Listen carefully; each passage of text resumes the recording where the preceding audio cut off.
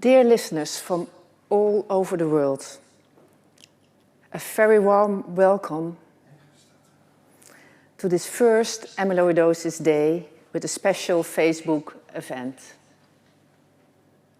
We will fix something with the sound first.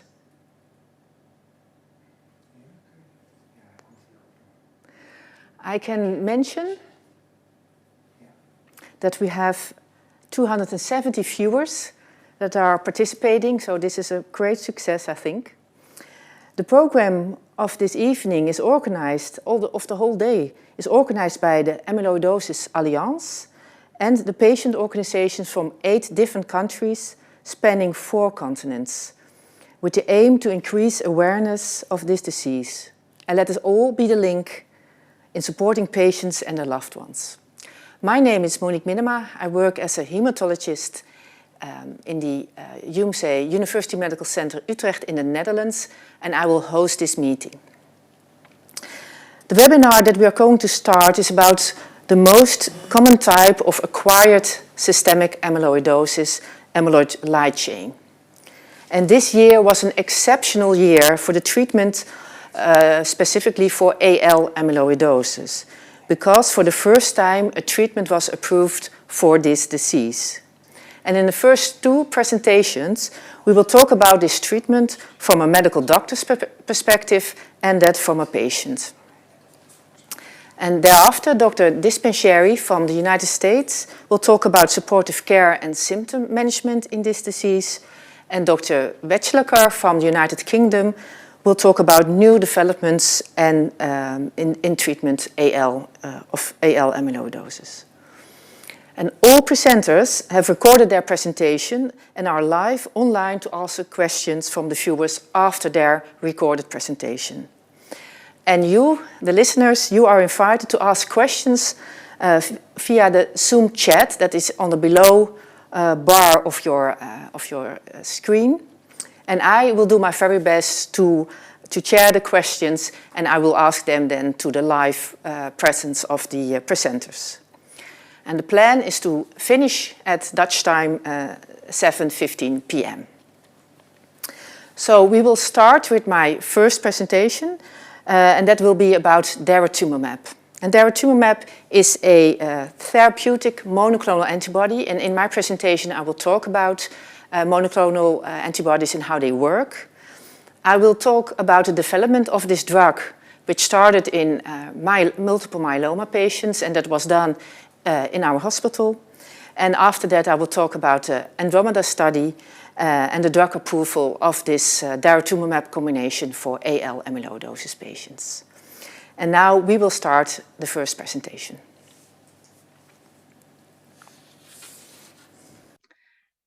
Dear all, thank you for listening to this presentation during the World Amyloidosis Day. And this is a special webinar about AL amyloidosis. My name is Monique Minnema. I work as a hematologist in the Netherlands, and I will present the first presentation about a new drug that's being used in AL amyloidosis. It's called Daratumumab, and it's a therapeutic monoclonal antibody. And I will tell you something about the development of this drug from the first steps to the final steps in AL amyloidosis. And I will talk about the Andromeda study. That's a study that led to approval by the FDA and the EMA in Europe for the use of this drug in patients with AL amyloidosis. Of Daratumumab, we have 2 different types of formulations. One of them is called they're both called Darzalex, but one is an IV formulation, so it's given intravenously to patients, and the other formulation is subcutaneous, so sub-Q, and with that formulation also the Andromeda study was done. So the Darzalex that is used is being administered as an injection into the belly under the skin.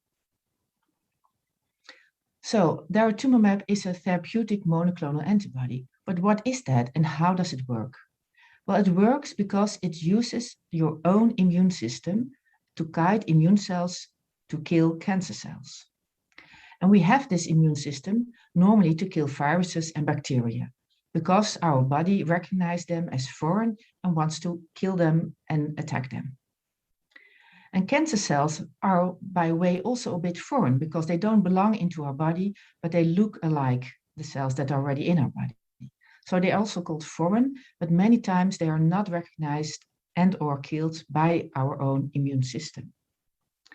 And these laboratory-made therapeutic monoclonal antibodies help the immune system recognize the cancer cells, attack the cancer cells, and thereby killing it.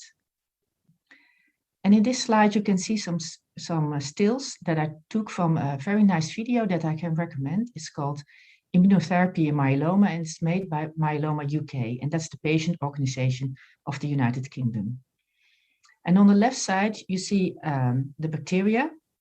It's the small greenish thing on the left, and it has some proteins on the surface. And to these proteins, antibodies, normal antibodies, bind. And by binding of these antibodies to the bacteria, the immune cell, which is the big blue cell, recognizes the bacteria. And when they recognize it, the immune cell will release many toxic enzymes. So that's the pink enzymes that you see here, and they will kill the bacteria. So that is how our immune system normally works. And here you see another still from that video, and now you see not a bacteria, but a cancer cell. So this is a myeloma cell. It has been colored dark, but on the outside you see some proteins attached to the surface. And these proteins can have, you have very different proteins, but what I mean, what plasma cells have is a lot of CD38 proteins on their surface. So when we infuse or inject a therapeutic monoclonal antibody, the anti-CD38, it binds to the cancer cell. And then an immune cell can recognize this cancer cell much better and start killing it the same way as it kills bacteria.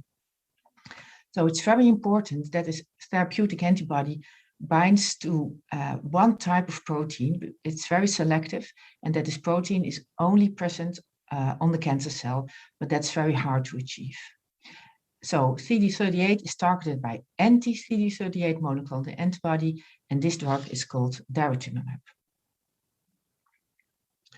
We have many more therapeutic monoclonal antibodies in use in cancer. In non-Hodgkin's lymphoma, already for a very long time, we have the drug rituximab, and that targets a protein CD20. So that's an anti-CD20 monoclonal antibody. And thereafter, we had the drug brentuximab that we also use. It's directed against a different surface protein, CD30, and it has a toxic drug attached to it, which helps in killing the cancer cells. And for example, in breast cancer, we have Herceptin. That's an anti-HER2 antibody that also helps to kill breast cancer cells. But effective therapeutic antibodies are not so easy to develop because not all bindings also activates the immune system, and that's a requisite for active drugs. So it must activate the immune system, and it must be directed to a specific surface protein that is always present on the cancer cell.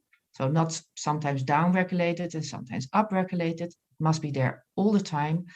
And preferably it's not present on other cells, because if this surface protein is also present on other cells, you will have side effects. And I would like to stress out that therapeutic monoclonal antibodies are not the same as checkpoint inhibitors. Perhaps you heard about those drugs as well. They work in a completely different way than Daratumumab does. So how did it start, the development of this drug?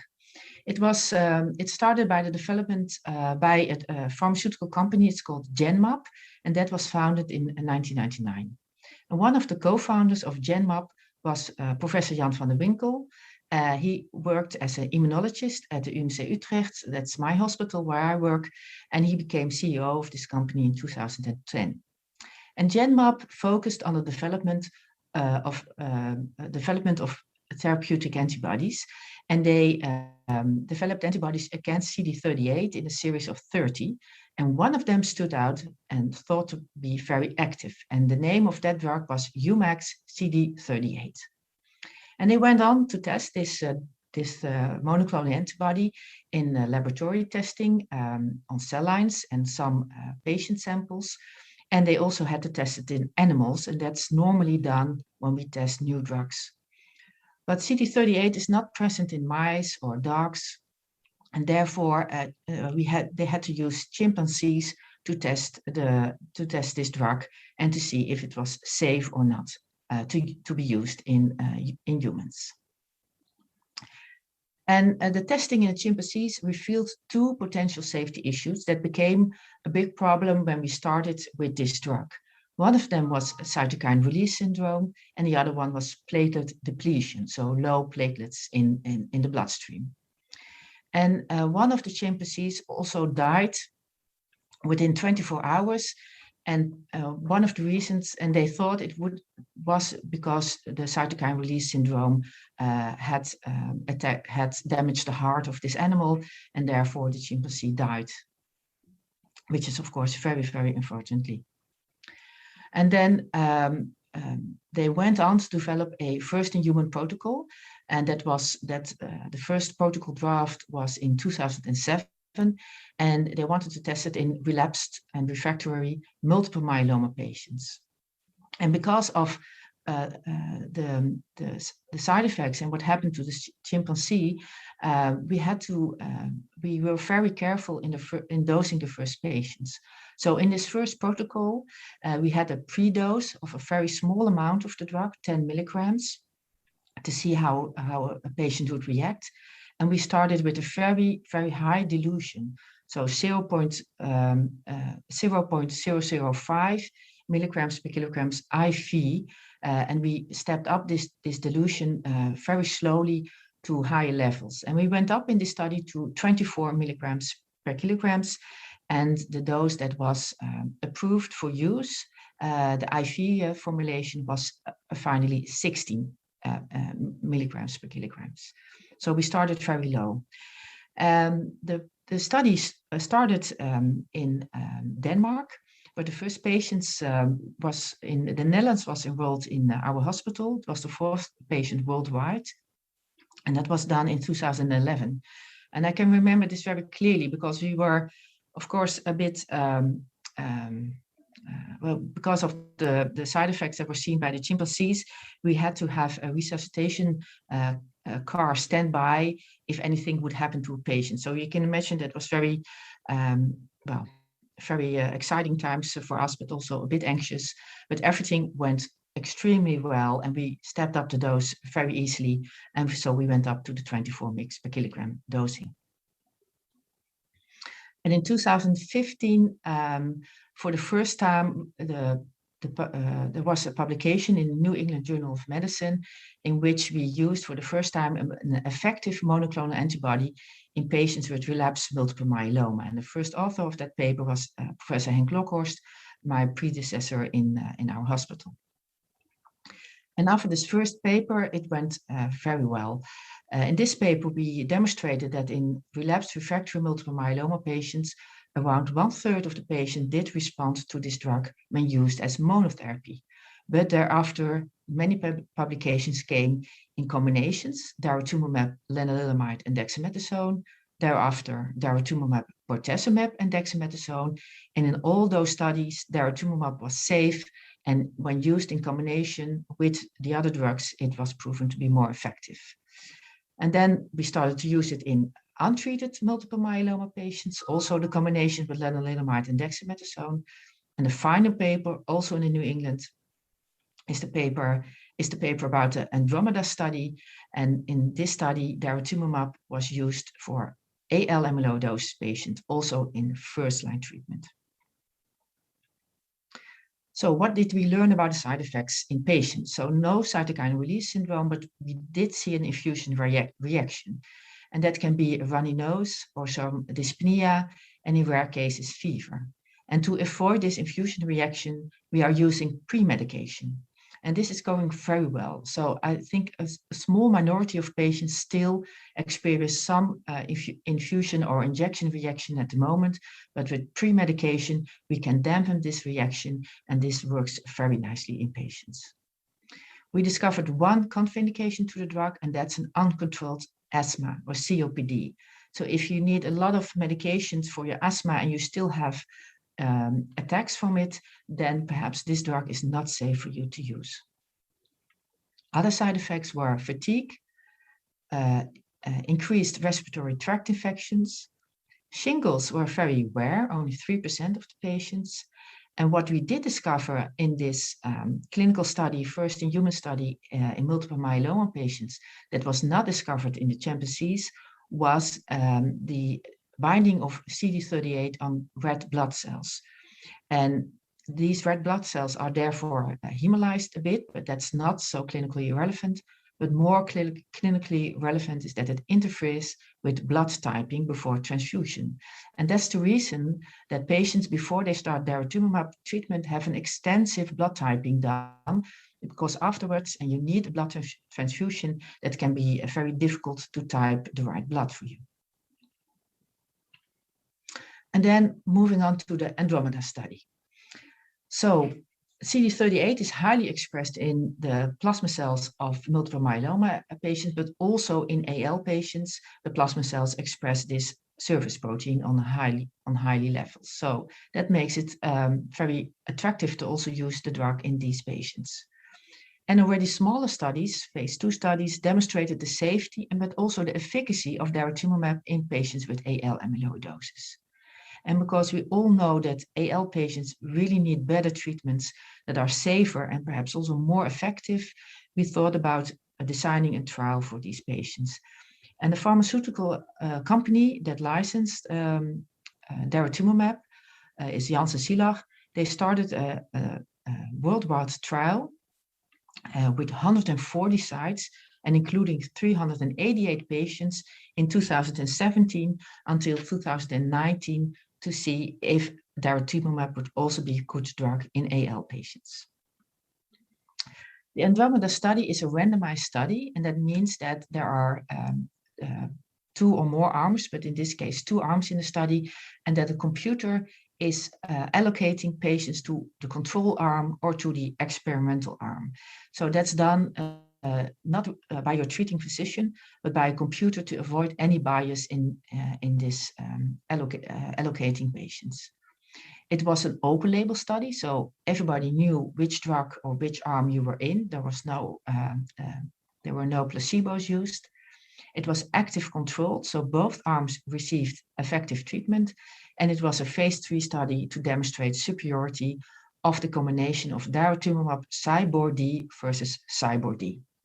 And Cybor-D stands for oral cyclophosphamide, bortezomib, sub-Q, once weekly, and oral dexamethasone. And this Cybor-D regimen is currently considered, well, until this year, considered to be the standard treatment for patients, first-line treatment in AL amyloidosis. And sometimes you see not the name Cybor-D, but in the presentation you sometimes see the name VCD. We mean the same regimen. It's the same drugs, but VCD normally means a bit different frequency of using the drug. So the cyclophosphamide is IV, the bortezomib is twice weekly, and that's the regimen we use for myeloma patients. But in this presentation, when you see VCD, we mean Cybor-D. And importantly, it was tested in patients with newly diagnosed AL amyloidosis, so not for relapsed patients. Here you see the screen of the study. When you start on the left-hand side of the slide, you can see the key eligibility criteria. But in most protocols, there are around 30 to 40 eligibility criteria the patient has to fulfill before you can enter the study.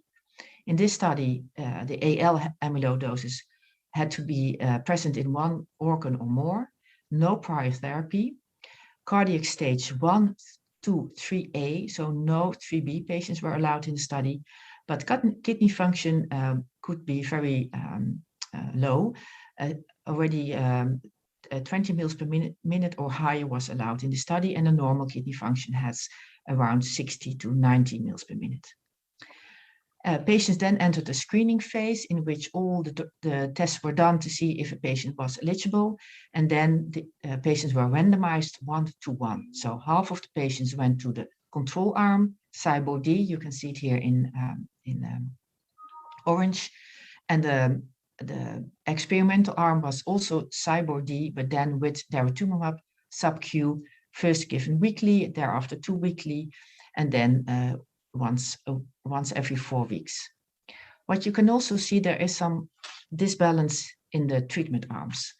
So after 6 months, after the first 6 cycles of SIBO-D with or without Daratumumab, patients in the control arm had standard observation, but patients in the Daratumumab received 24 more cycles, 24 more administrations of Daratumumab. So there was some kind of a maintenance arm in the experimental arm, and that's of course a disbalance because the other patients did not receive it. And thereafter, patients treatment stopped, and patients are observed for progression or for major organ response or major organ failure.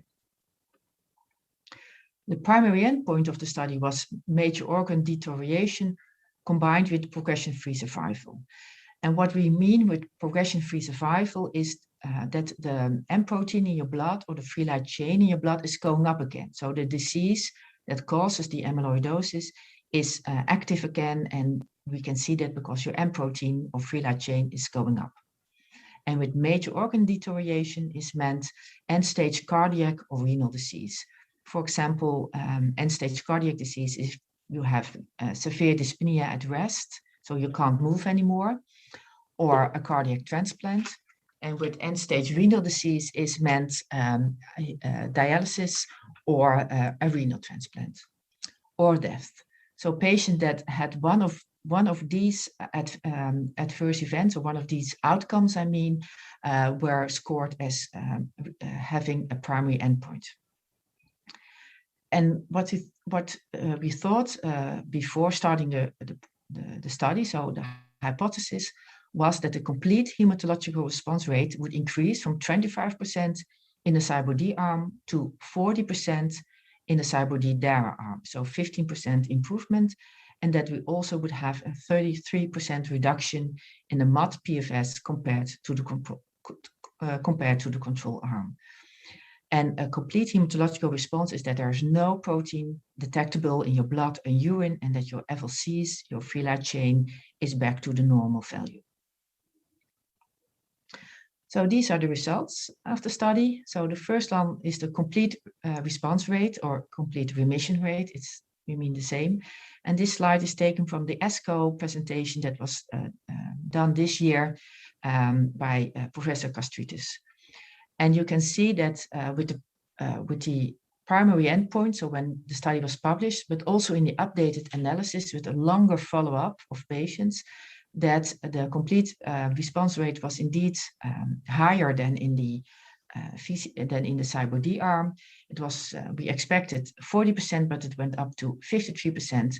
And with longer follow-up, even 59% of patients had a complete response.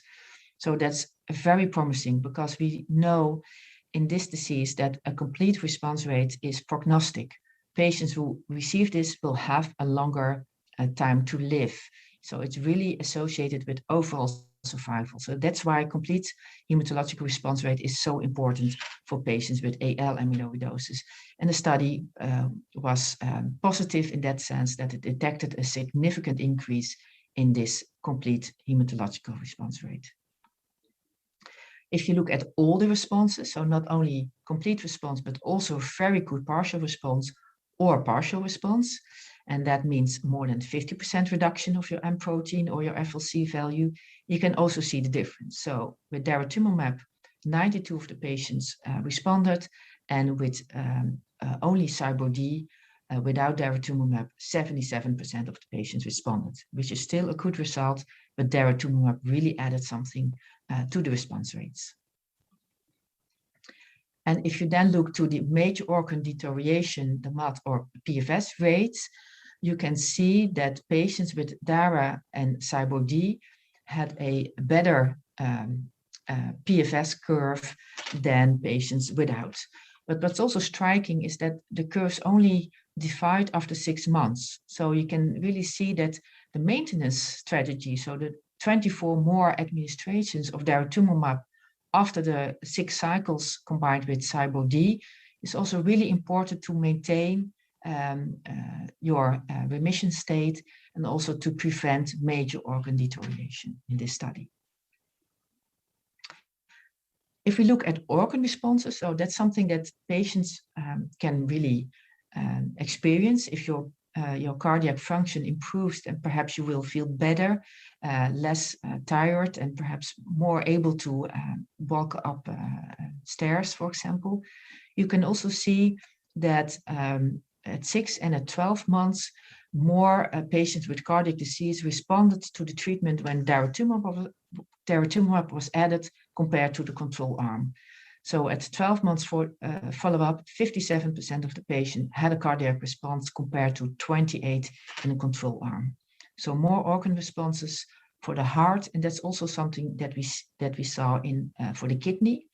So more kidneys responded with improvement of their proteinuria or kidney function at 12 months, but also at 6 months in the experimental arm compared to the control arm. We did not yet see an improvement in overall survival.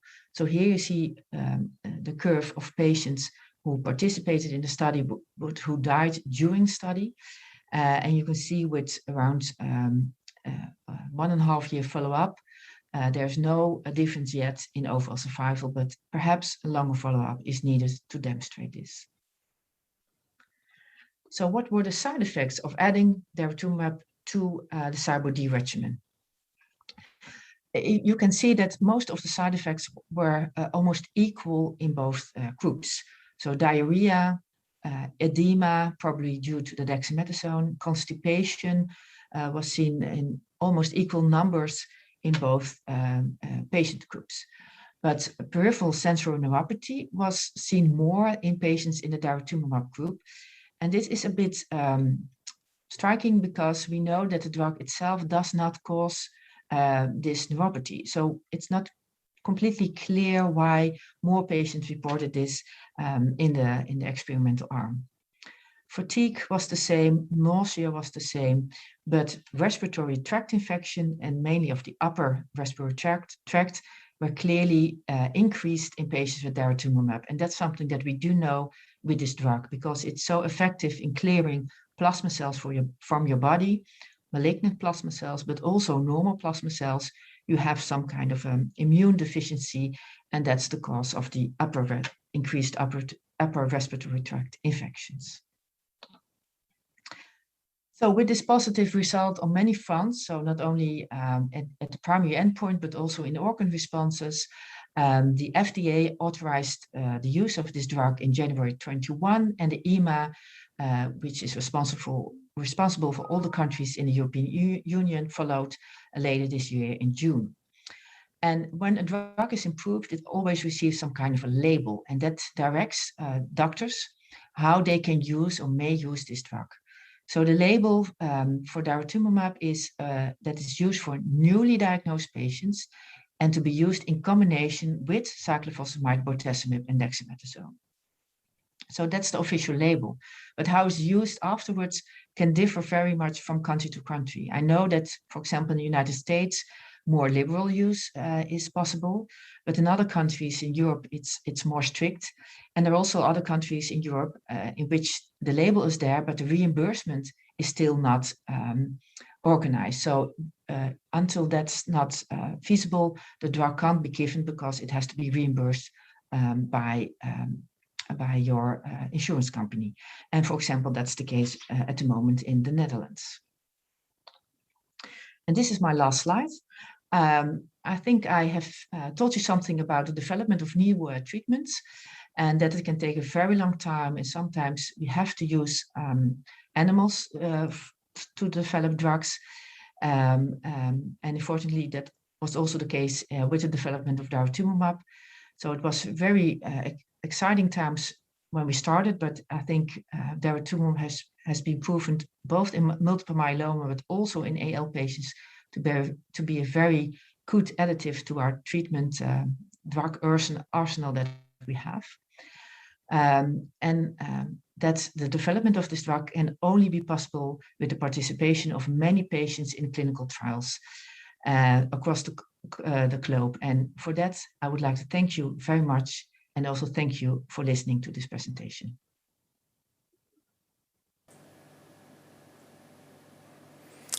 Welcome again. We're back with a live Zoom chat, and we have some questions from listeners, so I will discuss them this moment.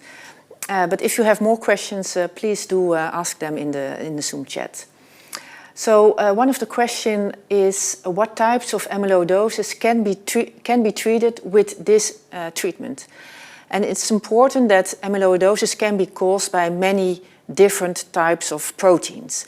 But this treatment is only for patients with amyloid light chain amyloidosis, because that's the form of amyloidosis that is caused by plasma cells in your bone marrow.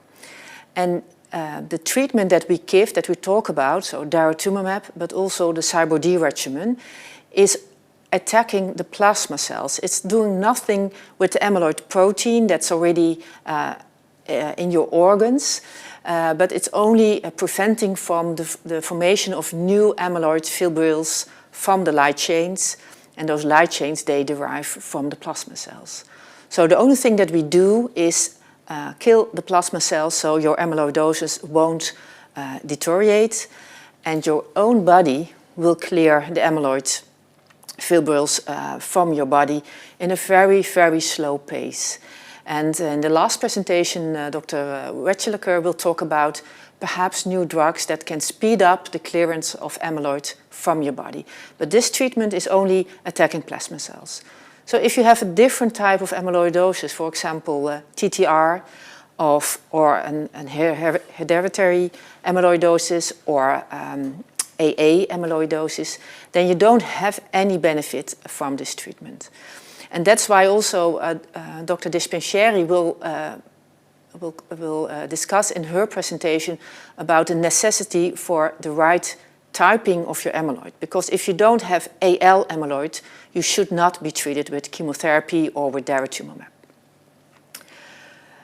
So that's one of the questions. Then another question was, I think, more about the study. So why is it only used for newly diagnosed amyloidosis patients? And that's the label that this treatment has. So it is only tested in a large phase 3 study in newly diagnosed patients that have not been treated before. And in this group, we saw the benefit of this drug. But I think the EMA and the FDA will need to see data on relapsed patients, for example, to broaden the label. So that will require a new study. Being said, it's common practice for many hematologists that treat AL amyloidosis patients to use drugs that are derived from myeloma patients. So we use the same drugs, and we have to stick to the label a bit, but in some countries we can use also the CyBorD regimen with Dara in relapsed patients, but it's not on the official label, and perhaps there are some countries where it's not allowed to do that. But I know that's a difference between countries in the world. And one question was also about maintenance therapy, and I think what is meant is the maintenance therapy with daratumumab that was used in the Andromeda study. And that you can see on the presentation, that with the 24 more administrations of daratumumab, the outcome was better for the endpoint MOD PFS. So less patients had organ progression to dialysis or a renal transplant or severe cardiac disease, and also less patients progressed to progressed hematological, so their M protein went up again. And also for patients who are in a complete hematological response, the benefit of the maintenance therapy was was there. The study was not big enough to demonstrate if it was significant, but at the moment we do advise, if you're being treated with Cyber-D-Dara, we do advise the 20 more cycles of Daratumumab if there's no contraindication for you as a person. So we do use that. And another part of the question is, however, the NT-proBNP is still in a higher range. And so would that influence the use of maintenance therapy with Daratumumab? And NT-proBNP is a measurement of your cardiac stage. So if your NT-proBNP is very high, it means that you have more cardiac involvement, more amyloid deposits in your heart than when it's very low. So we use that a lot, and we also use it to monitor. So if you are being treated, sometimes your NT-proBNP is going up because you receive dexamethasone or you receive some fluids, and this marker is not specific, so it will also respond to increase stress on your heart. But after treatment, we will monitor it see if it goes down. But that's not influenced by the Daratumumab. It's something your body does itself. So don't look at your NT-proBNP to decide if you need more Daratumumab or less Daratumumab. And I think there was one more question, some more. What do the results indicate for those of us receiving only Dara and dexamethasone, not in combination with the oral cyclophosphamide and the Velcade? Why is dexamethasone always included in the therapy? Yeah, well, that's a very good question. Why is there always dexamethasone? I think it's one of the most difficult drugs to use, also in myeloma patients, but also especially in AL patients. We use it because it's very effective in killing plasma cells on its own. So it's also an anti-plasmic plasma cell drug. And the other effect of dexamethasone is that it dampens infusion reactions. So chemotherapy, but also Daratumumab, can have an injection reaction, and I explained that in my presentation, and dexamethasone dampens that reaction. So I think with AL patients, we should not dose it too high, and perhaps in some patients who really can't tolerate it, we should change it into prednisone, but doing without is not something that has been tested before. The drug can be used without chemotherapy. So there are small studies, especially in relapsed patients, where only Daratumumab and dexamethasone are given, and it's also a practice that I have in my hospital, and already the combination can be effective. But because Cyber-D was the standard regimen before Daratumumab study, the Andromeda study started, we have to choose in the control arm the most common standard arm, and that was chemotherapy and not Dara alone. So that's why the setup of the study was chemotherapy versus chemotherapy together with Daratumumab.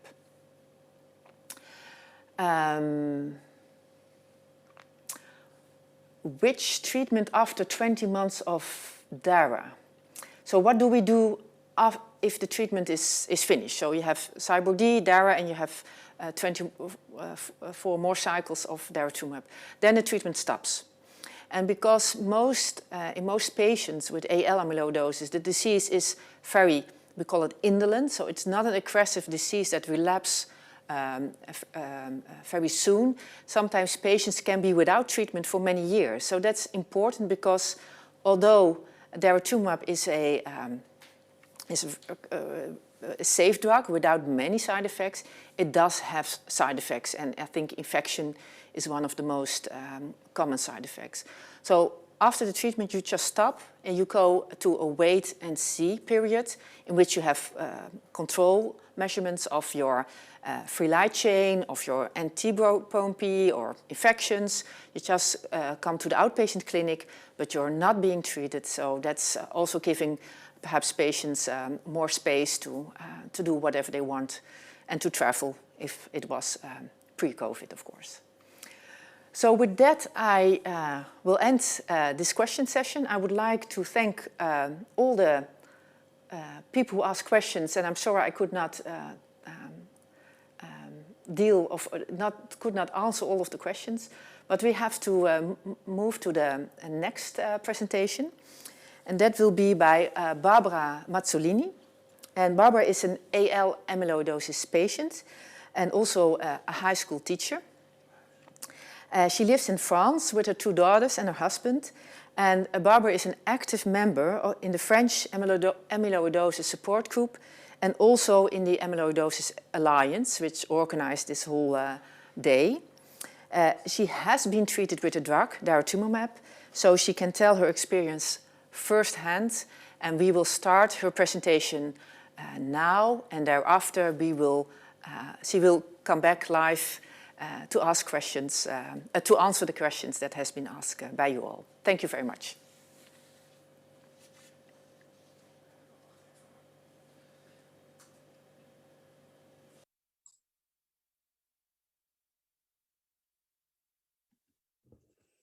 Okay, my name is Barbara. I'm 55 years old, and I live in Paris, France, with my family.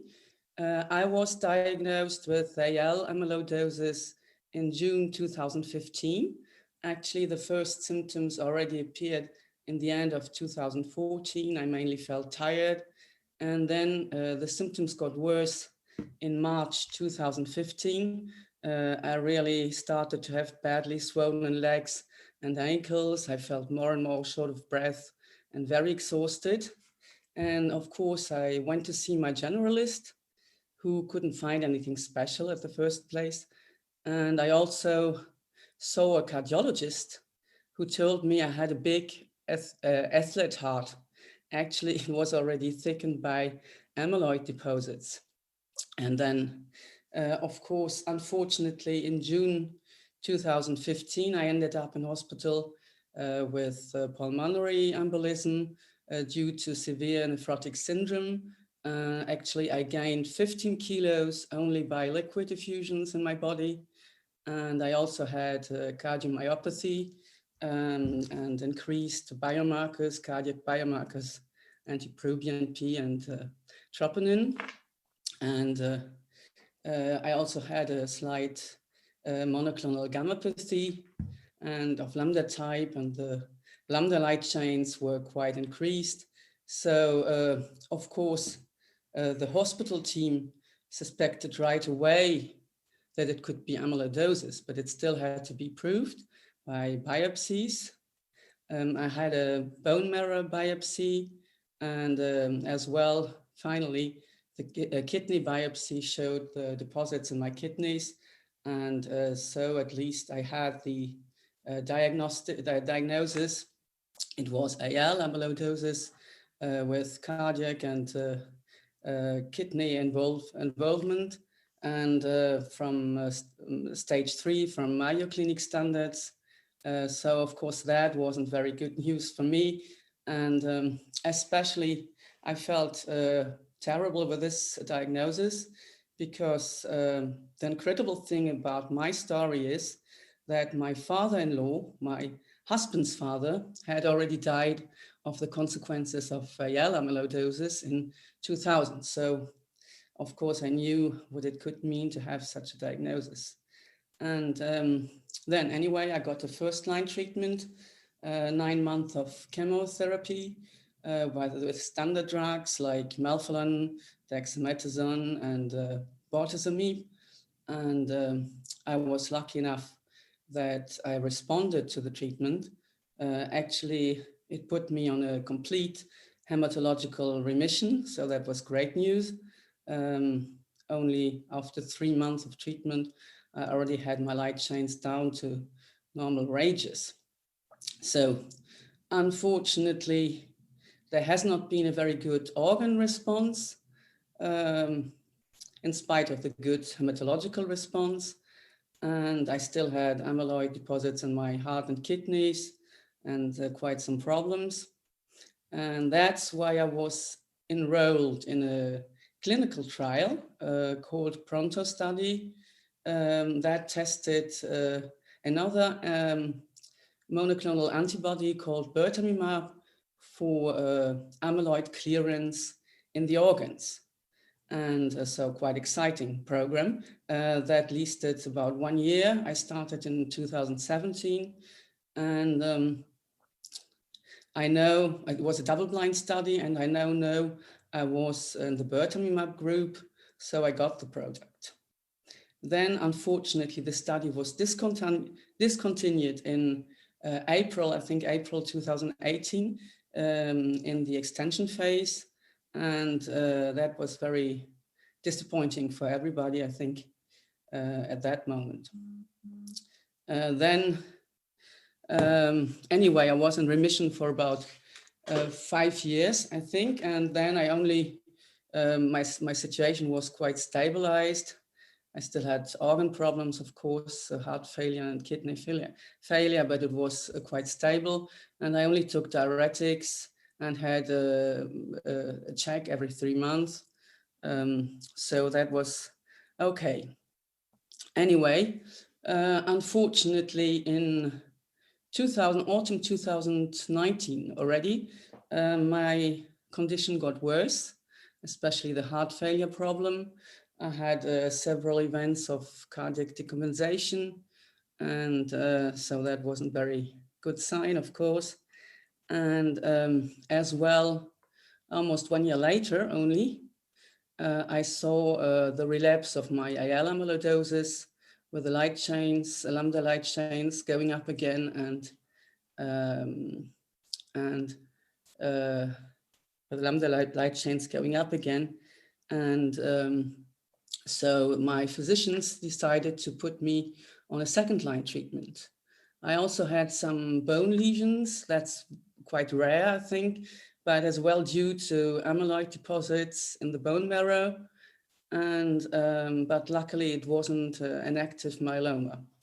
Then, of course, the decision to start another treatment, and this treatment was a second-line treatment combined with Daratumumab, Solomedrol, and Bortezomib. And I had the standard pattern of administration once a week for the first 2 months, and then only every second week for the other 4 months. So it meant 6 months of treatment. And of course, it was quite tiring. For the first cure, I had to be hospitalized for 2 or 3 days, just by caution, in order to be able to react in case of any adverse events.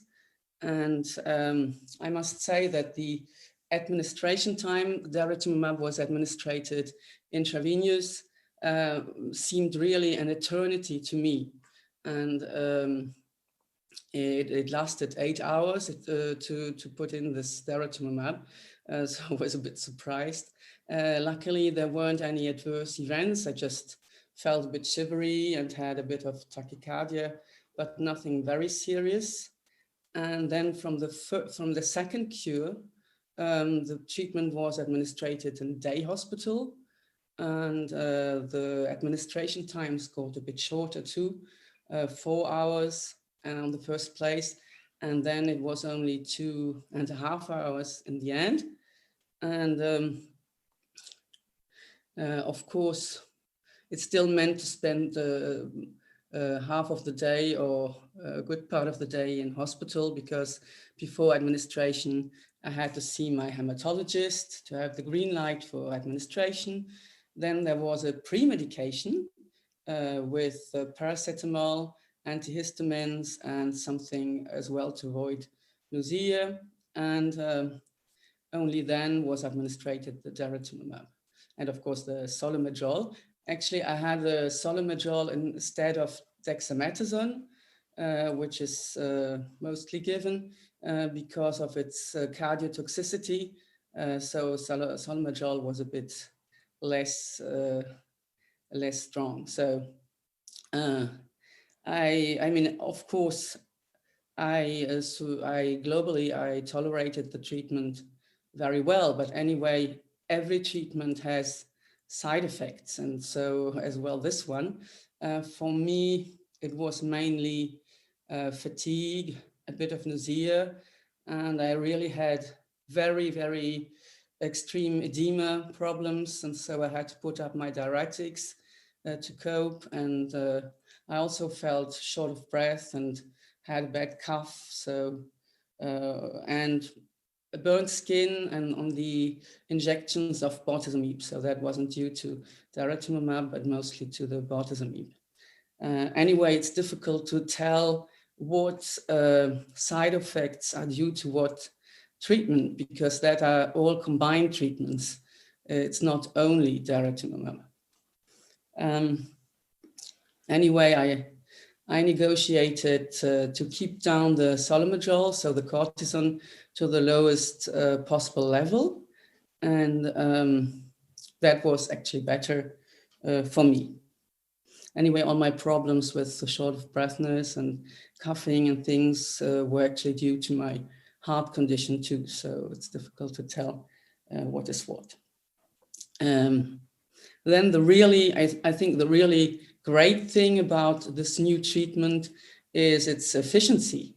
I mean, only after one cure, not 1 month, but one cure, I was in complete hematological remission. So my light chains really went up quite a lot again, were down to normal ranges, and that was great news. And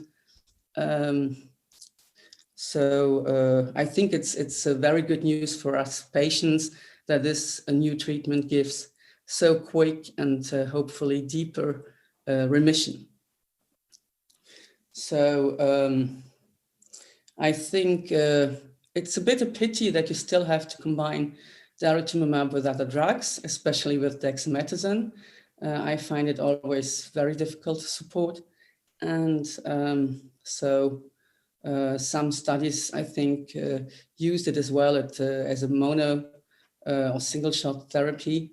So perhaps in future we might have that too. And then the disadvantage is as well its administration. I got it intravenous. That's very long. And I think now the new treatment patterns are mostly with subcutaneous administration. So that's already great news and the progress, I think. I know that some patients have really problems with muscle ache or pain in their body, and they have to take quite some strong drugs to cope, but luckily that wasn't my case, so I can't complain about the treatment. Anyway, I mean, this antibody is targeting the anti-CD38, but the whole treatment is also crashing a little your immunitary defenses.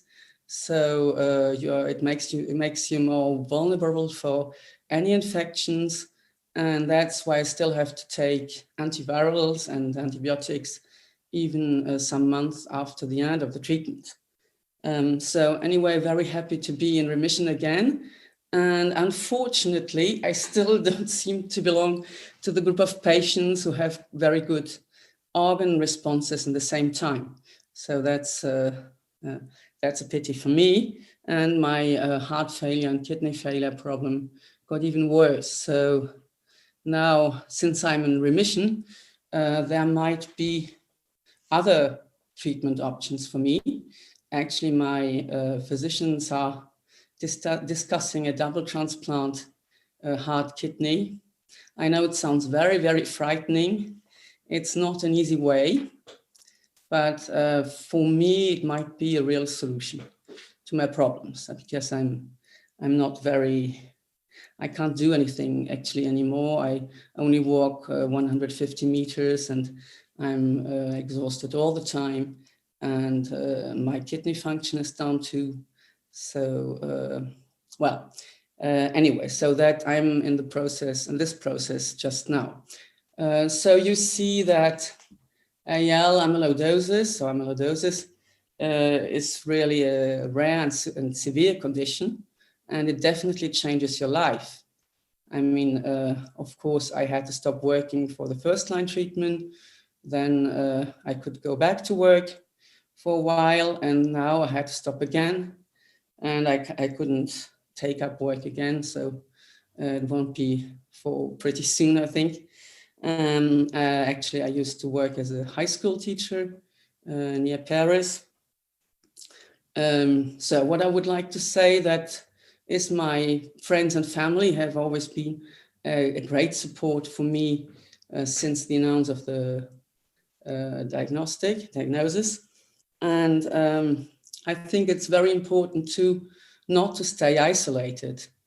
If you have such a condition, I mean, you have to live with it. And so rather try to live with it in the best way. And it's also, for me, very important to share experiences with other patients. And I'm very happy to be in the French amyloidosis support group. Actually, I'm an active member now. I'm a volunteer too, and I'm listening frequently to newly diagnosed patients. And then, well, personally, music helps me a lot because I'm a hobby musician. Unfortunately, not the right instruments. I'm a flutist and a singer, so that's a bit difficult right now. But still, it helps just listening to music, concerts, and so on. And then, moreover, I personally find the scientific aspect of the disease of amyloidosis very exciting, and I try to follow up the latest research work about it. And sometimes I'm even lucky enough to attend congresses. Like I'm very lucky to have attended the ISA meeting, the last one, and sometimes it's hematological congresses, and it helps to understand things. And it gives me a certain satisfaction intellectual wise. So my message is, if you have such a disease, you have to live with it, and don't stay isolated. And sometimes things seem very dark, but there still can be a solution and a light. So thank you for listening. Well, thank you so much, Barbara, for this story. I can imagine it wasn't easy for you. We have some questions from the chat that I will ask you. The first one is, are you still undergoing treatment, or are you you stopped treatment, or do you have some kind of maintenance therapy? Yes, I stopped the treatment in May after 6 months of complete treatment, and I don't have any maintenance treatment or plan, just the usual drugs as diuretics and antiarrhythmics and things like that. You know. Yeah. So you stopped treatment 6 months ago, and you're now... Yeah. And so you're now in this wait-and-see period with checkups at the outpatient clinic, and well, they check your blood if there's perhaps any improvement in your cardiac or renal function, and check your free light chains if you're still in remission. Yes, of course. But I mean, as I told, I'm in this project of double transplant too. So. Yes. Well, you get a lot of thank yous from listeners for your story. Wonderful presentation, but also a question about how do you manage problems related to eating, like loss of taste. That's a common side effect of chemotherapy. Have you experienced that, and how do you handle those problems? Yes, fortunately I haven't experienced that, no loss of taste. I mean, the appearance I felt, of course, nausea and not very hungry, but mainly I love food, so I love eating and cooking, and I don't eat that much anymore, but still appreciate it. Well, I think it's very good for a French citizen to still love food. That's very nice. So the question stops. So I will ask you some questions. I don't know if you want to share them, but you talked about several treatments that you have. How many were there in total? The different treatment lines for AL amyloidosis? Yes? Yes. Well, the Daratumumab was the second line treatment, and then there was, of course, this clinical trial. Yes. It wasn't a treatment for light chains. I mean, No. So. That's true. One question is also, have your medical doctors considered or recommended an autologous stem cell transplantation? Has that been discussed with you? No, it hasn't even been discussed because it's not done in France anymore since quite a while, because the physicians think they have the same results with other drugs, and it's also always very risky to have that. So they stopped that for AL amyloidosis. It's still discussed for myeloma, but not for AL. Yeah. Yes, so that's a very important point. The use of an autologous stem cell transplantation is very different between countries. And France stopped with it when they published a randomized trial in which they demonstrated there was no benefit of it. But that trial was done before we have the cardiac staging system. And that's something that Dr. Dispenzieri invented, and that she will also talk about. So that's why some other countries still think it's very useful. But it can only be given to patients that have a good cardiac function. So I also, when I listened to your story, I heard that your main problem was cardiac dysfunction. You can walk 150 meters. For those patients, a stem cell transplantation is not safe and also can't be done. So I think also if you would live somewhere else, it would not be considered an option for you. And another question, and what I would also like to say is that the stem cell transplant it's of course transplanting stem cells, but they are your own stem cells. So what we actually do is give high-dose chemotherapy before. And that high-dose chemotherapy will destroy all your stem cells that you have in your system. And then we give them back because we collected them before. But the high-dose chemotherapy that has been given will also have a major effect on your body. And if your heart or your kidneys are not strong enough, you can really shut them down with this treatment. So it's not transplanting in that sense that we do something new. The problem is not as much that your stem cells are not good. It's only to have an extra boost to kill your plasma cells. I think we can do one more question, and that's a question: were you initially treated with CyBorD? So what was your first-line treatment regimen? Can you, I think you told it, but can you tell that again? Yes, my first-line treatment, as I said, was still standard drugs, so that was bortezomib and melphalan, and dexamethasone. So it was melphalan dexamethasone with bortezomib, and not with cyclophosphamide. So that's, yeah, no. And melphalan and cyclophosphamide are the same type of drug. So sometimes melphalan is used a bit more, and in other situations it's more use of cyclophosphamide. Okay. Well, I don't see any more questions. Thank you so much, Barbara, for sharing your story.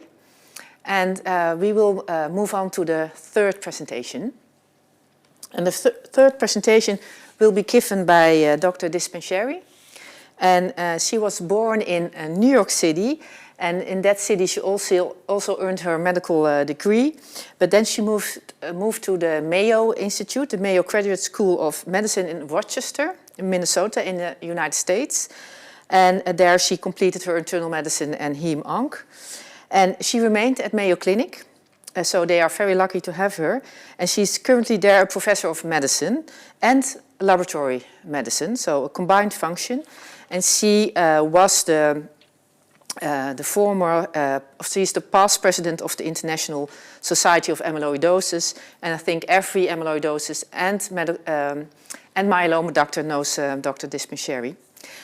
Because she has also been a co-author of more than 600 manuscripts and books on the field of plasma cell disorders like AL amyloidosis, but also multiple myeloma, Pome's syndrome, Castleman's disease, and also on laboratory techniques like mass spectrometry. And one of these papers is very well known to both patients and medical doctors, because every time a doctor tells you as a patient what your cardiac stage is, measured by NT-proBNP and troponin, we can do this thanks to all the work that Angela has done. So her present talk will be about another very important topic in AL amyloidosis, which is supportive care and symptom management. It's a pre-recorded version, and afterwards, via the Zoom chat, you can ask all the questions you want to ask to Dr. Dispenzieri. And now we will first start her presentation. Hello, my name is Angela Dispenzieri, and we're going to talk about supportive care and symptom care management for patients with amyloidosis. So I can't emphasize this enough before we talk about specific supportive care, but make sure your amyloid has been typed and that you've consulted with an amyloid expert to just kind of start you off on your journey. Also know your affected organs and what appropriate numbers are going to be important to follow your disease. And then we'll talk about the various specific supportive care pieces broken down by system. So know your numbers. This is a tool, and I'm sure there are many out there, but this is by the amyloid support groups. You can Google it to find. But this deals with AL amyloid, and it deals with the clonal burden of the light chains and the immunoglobulins, and then the markers for kidney, liver, heart, and also a reminder to keep a list of what your therapies were. So the chemotherapy support, this often hematologists are best at when they're taking care of AL amyloidosis in terms of the appropriate thing to use before Daratumumab, so there's not a reaction and so forth. But there are other more subtle things that sometimes get forgotten. And so if we look at this slide, these are hematology specific supportive care. And on the right, we have the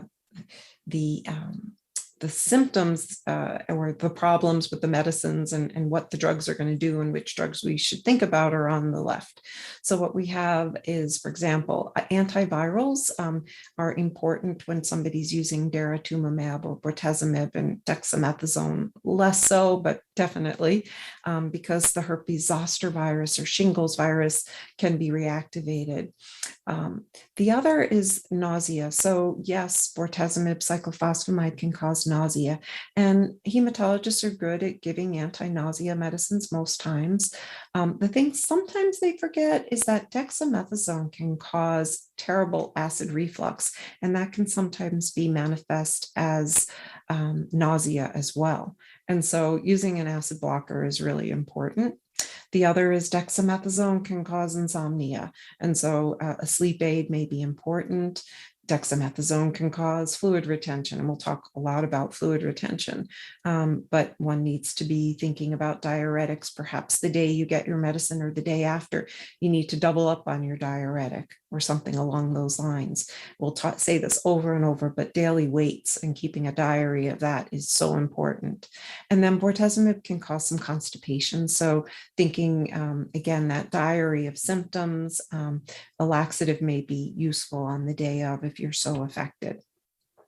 So about 70% of patients with amyloid will have cardiac involvement, and I'm speaking of AL, and most of what I'm going to do is focus on AL, but I will also refer to ATTR amyloid or transthyretin amyloid, both the wild type and the variant, but most of our focus is going to really be on AL.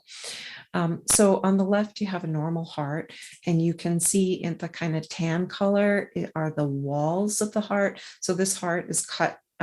It's a three-dimensional organ, and in its normal state, you wouldn't see this, but if you cut it in half, you will see what's shown, the tan are the walls. So you see how thick those walls are.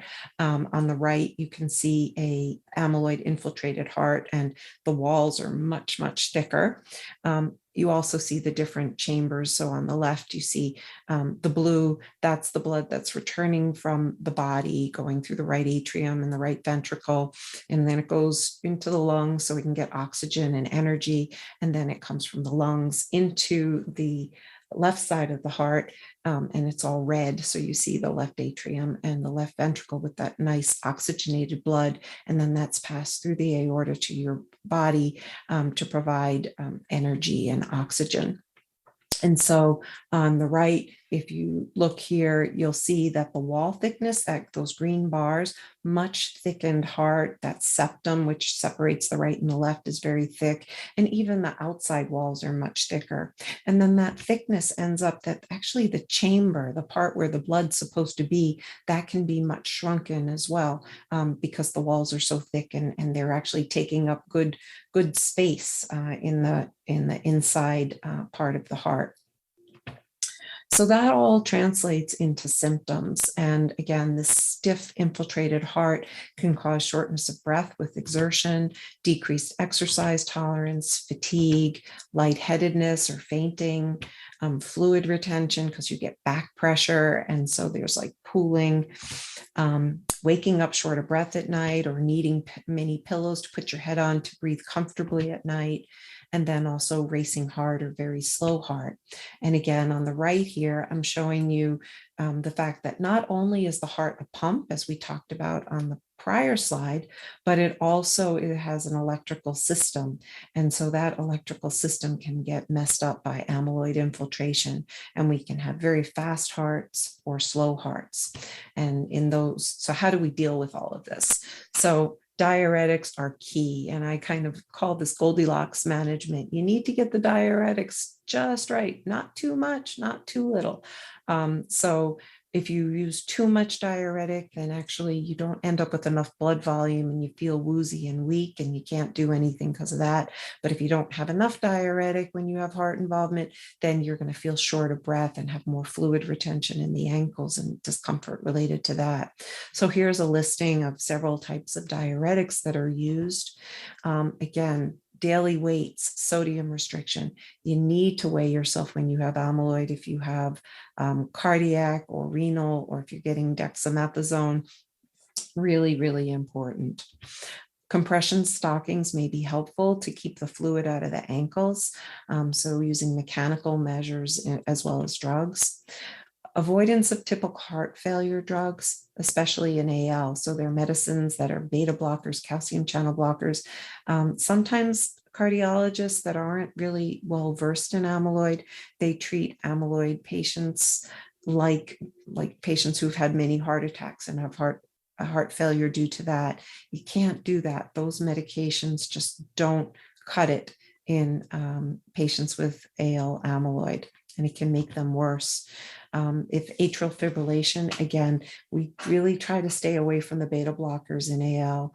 Medicines like amiodarone or digoxin will be used. And sometimes we need to use blood thinners because of the heart condition, especially if there's atrial fibrillation. Sometimes we'll use pacemakers, and we'll even do electrical measures where we sort of try to ablate these spots that the fast heart rate is being transmitted, that electrical system. Sometimes there'll be defibrillators and other interesting devices, but those are not so standard. And in the rare patient, a heart transplant will be indicated. So kidney is affected in about 50 to 60% of patients. Again, most common in AL amyloid, rare in a lot of the other types, but they're hereditary forms that are kidney. But again, focusing on AL, the symptoms that a patient will experience, the most often complaint will be that I have swollen ankles, and that's what we call edema. And the edema can be significant, that it can be pitting, meaning if you press on the ankle or the shin, that you actually, there's like a dent that stays because there's so much fluid in the tissues. Other things that may the physician will notice is that there's a lot of protein in the urine, and that's really what's driving what's going on in patients with amyloid. There's not enough, a lot of the protein leaks through kidneys when it shouldn't and goes into the urine, and then there's not enough protein in the blood vessels to keep that fluid in the blood vessels, and then the fluid seeps into the soft tissues and causes troubles. So fluid retention can be in the legs, but it can even accumulate in the abdomen and even sometimes in the lung because of the low blood albumin due to the renal amyloid. Lightheadedness, usually from the diuretic, but if the albumin in the blood is so low because there's so much protein being leaked into the urine, then patients can report wooziness and lightheadedness. So what do we do about that? We can use diuretics, though you have to really know what you're doing with the diuretics, because sometimes the fluid is just staying in the soft tissues, and the diuretics really only work when there's enough of the liquid in the blood vessels. Once again, daily weights and blood pressures are really helpful. Watching the sodium intake, and maybe if the kidney doctor says so, other dietary restrictions. Compression stockings may be very helpful, but you have to be careful. Sometimes men will get scrotal edema. The fluid will leak into that scrotal sac and be very uncomfortable. Albumin diuresis is something we do where we add protein to the bloodstream so that some of the fluid can be pulled or drawn into the blood vessels so the diuretics can work better. And then, of course, avoiding medicines that might be hard on the kidneys. So what about the nerves? So only about 15-20% of patients will have nervous system involvement in patients with AL. We see it more often in some of the hereditary amyloids, but in AL, not as common. And then sometimes it's only the peripheral nerves, and other times it's the peripheral nerves and the autonomic nervous system most notable. And so the way the nervous system works, the brain is the command center, and it sends messages through the spinal cord and the nerves to the body. And then messages go back up through the spinal cord to the brain so that you have awareness of what's going on. And that's the awareness piece is really with the peripheral nervous system. That hurts, that feels funny, it feels good, it feels bad, it's hot, it's cold, that's all peripheral nerve. And so patients with amyloid, most often it's the longest nerves that are affected the most. And so we often talk about a stocking glove presentation. And so tingling or pain at the feet, which progresses upward, loss of temperature sensation, and less common is a motor weakness, like I can't move my toes or my ankles. And we use a number of different medicines listed here to help with some of those, that painful symptom, the numbness, the lack of sensation. Really, there's not much to do except treat the underlying disease. Some topical medicines like lidocaine compounds can be useful. There's some electrical stimulation things that maybe can help. Acupuncture anecdotally can help. Gait aids and physical therapy if there's a loss of sensation and there's tripping and stumbling, and if the hands are very affected, occupational therapy. And then the autonomic nervous system, or I like to call it the automatic nervous system, that's where the basically the communication with the brain and the nerves, you often don't have any awareness. You stand up and the blood vessels, the brain is telling the blood vessels to basically contract so that you don't feel woozy, or that when you eat, that the intestines move the food along. That is directed by the autonomic nervous system, as are many other things. So the most common symptom is lightheadedness and fainting, and that can be due to low blood pressure and slow heart rate. Nausea due to poor stomach emptying, constipation, sometimes diarrhea, erectile dysfunction, changes in saliva and sweating.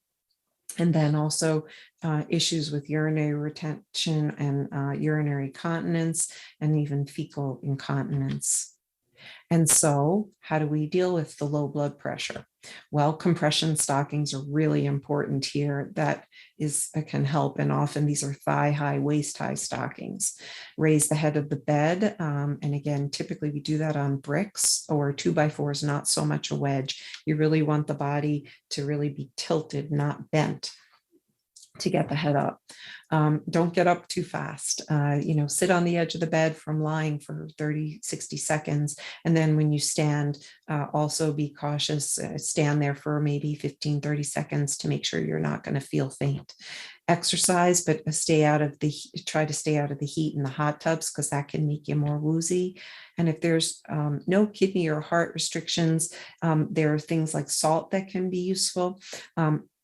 For those, one of the favorite, though, just above, medications like midodrine can be a useful medicine for just about all of the patients with the low blood pressure. But as mentioned, if there isn't fluid retention problems that are going along with the amyloid diagnosis, then salt and water, cold water boluses can help with the low blood pressure issue. What about other things? Well, if the stomach isn't emptying well, small meals, medications to stimulate the motility of the guts. If there's poor bladder emptying, there are some medicines that can be used, but sometimes those worsen the low blood pressure. Finasteride, sometimes if men also have benign prostatic hyperplasia, that can relieve some of the symptoms. If the patient has gastrointestinal symptoms, again, 15% of patients are affected in AL. Here's the digestive tract. Again, very similar to some of the autonomic symptoms we talked about, and you can read those here. So what do? If there's diarrhea, there's things to rule out, like other causes like bacterial overgrowth or sprue or lactose intolerance. And then there are anti-motility drugs. Sometimes fiber can help, sometimes even pancreatic enzymes, other drugs like octreotide, and then avoiding blood thinners and treating ulcers if there is bleeding. So supportive care is essential in the management of amyloidosis. You have to treat the underlying disease, but that's only half the job. You have to work with the amyloid doctor, sometimes a palliative care doctor, sometimes cardiologists and nephrologists and so forth, to manage the symptoms of the organ involvement. And of course, there can be anxiety and sadness associated with a new diagnosis. And so antidepressants can also be helpful. And with that, I'd like to thank you for your attention. And these are our folks in Rochester, Mayo Clinic, that deal with amyloid. And then also in the US, we have experts at the other two sites as well. Thank you. And I think we'll be taking questions. Thank you, Angela, for this very interesting talk. We do have, there you are, we do have one question at the moment from the Zoom chat, and it's concerning cardiac involvement and autologous stem cell transplantation. And I do know that you still do this procedure at Mayo Clinics. And which test do you think is more important before the stem cell transplantation? So assessing if a patient is in his cardiac function fit enough to undergo stem cell transplantation. Is that the NT-proBNP level, or is that an echo of the heart, or even a cardiac MRI? Sure, thank you. First, I'd like to thank you all for having me, and especially Barbara for sharing your story. That was just wonderful. So in terms of pre-transplant, we actually rely the most on the troponin. We find that if it's above a certain threshold, and depending on which troponin assay, which is just a blood test, is used, 0.06 if it's the sort of old-fashioned troponin T, and 75 if it's a high sensitivity troponin T. That's really the most predictive of early mortality or risk of treatment-related death. So that's something we rely on. And then also talking to the patient, understanding what their exercise tolerance is going to be very important, what their blood pressure is.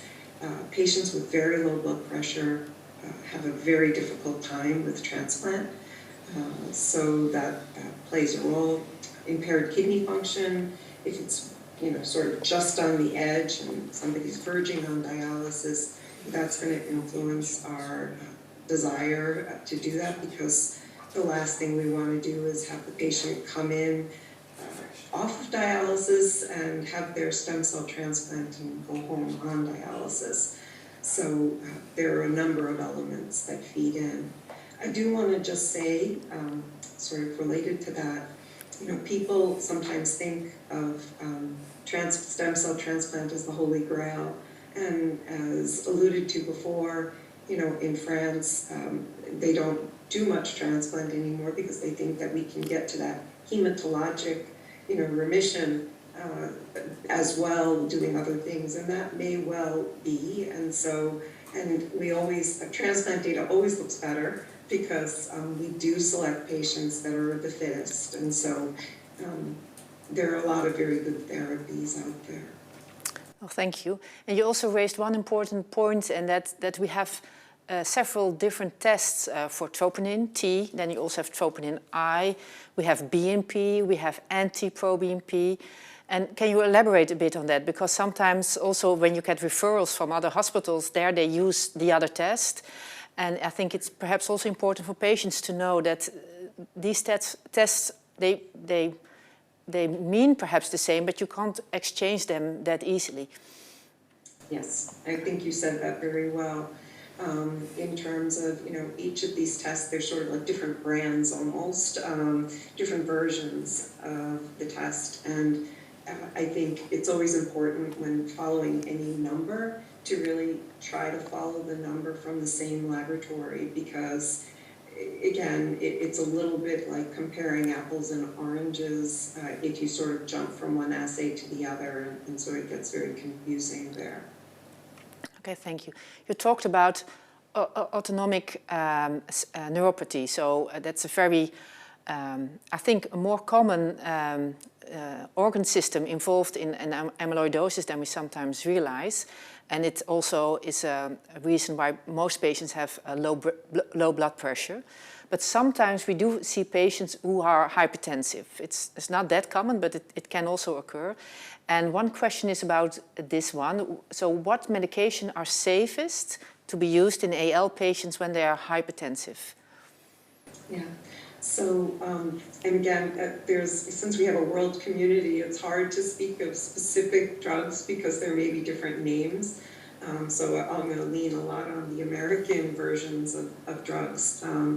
But the classes of medications that we really try to avoid, forgive my voice, it's a little gravelly, that we avoid are the beta blockers. So those are drugs like metoprolol, atenolol, and the calcium channel blockers like Cardiazem, Verapamil are medicines. Nifedipine patients can sometimes get away with, or amlodipine rather, they can get away with. If you do have hypertension and you've been on a class of medicine called an ACE inhibitor or an ARB, those are typically well tolerated. So, and patients who do have a history of hypertension, sometimes those patients are among the more fortunate because they have a little bit of room to manage. Patients who start out with a very low blood pressure can really have difficulty. Thank you. And with that, you also answered one of the other questions about amlodipine, so calcium antagonist that can be used. Another question is about the question about Andromeda study, in which CyBorD with Daratumumab is given. I don't know, but there's certainly CyBorD in it, and this patient currently has inflammation of an eyelid. Is that a common side effect of the bortezomib, or would it be a separate issue?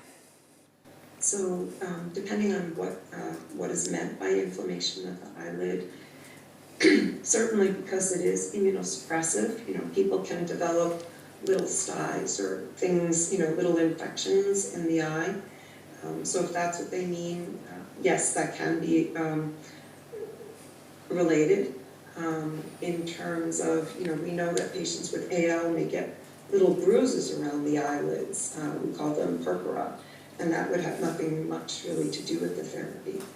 So, but common, I wouldn't say that necessarily getting infections in the eye are common. Yeah, we do sometimes see with the bortezomib, I don't know the name in English, but they have little painful swellings, infections at the eye. So another question is indeed a very difficult one. If you have severe proteinuria, due to AL amyloid in your kidney, sometimes more than 10 grams per day. Is there a separate treatment to be used to decrease the proteinuria, or can you do something about that? Yeah, so, a lot of times we borrow, or physicians try to borrow, what they know about other diseases and apply that to patients with another disease, but a similar symptom or sign.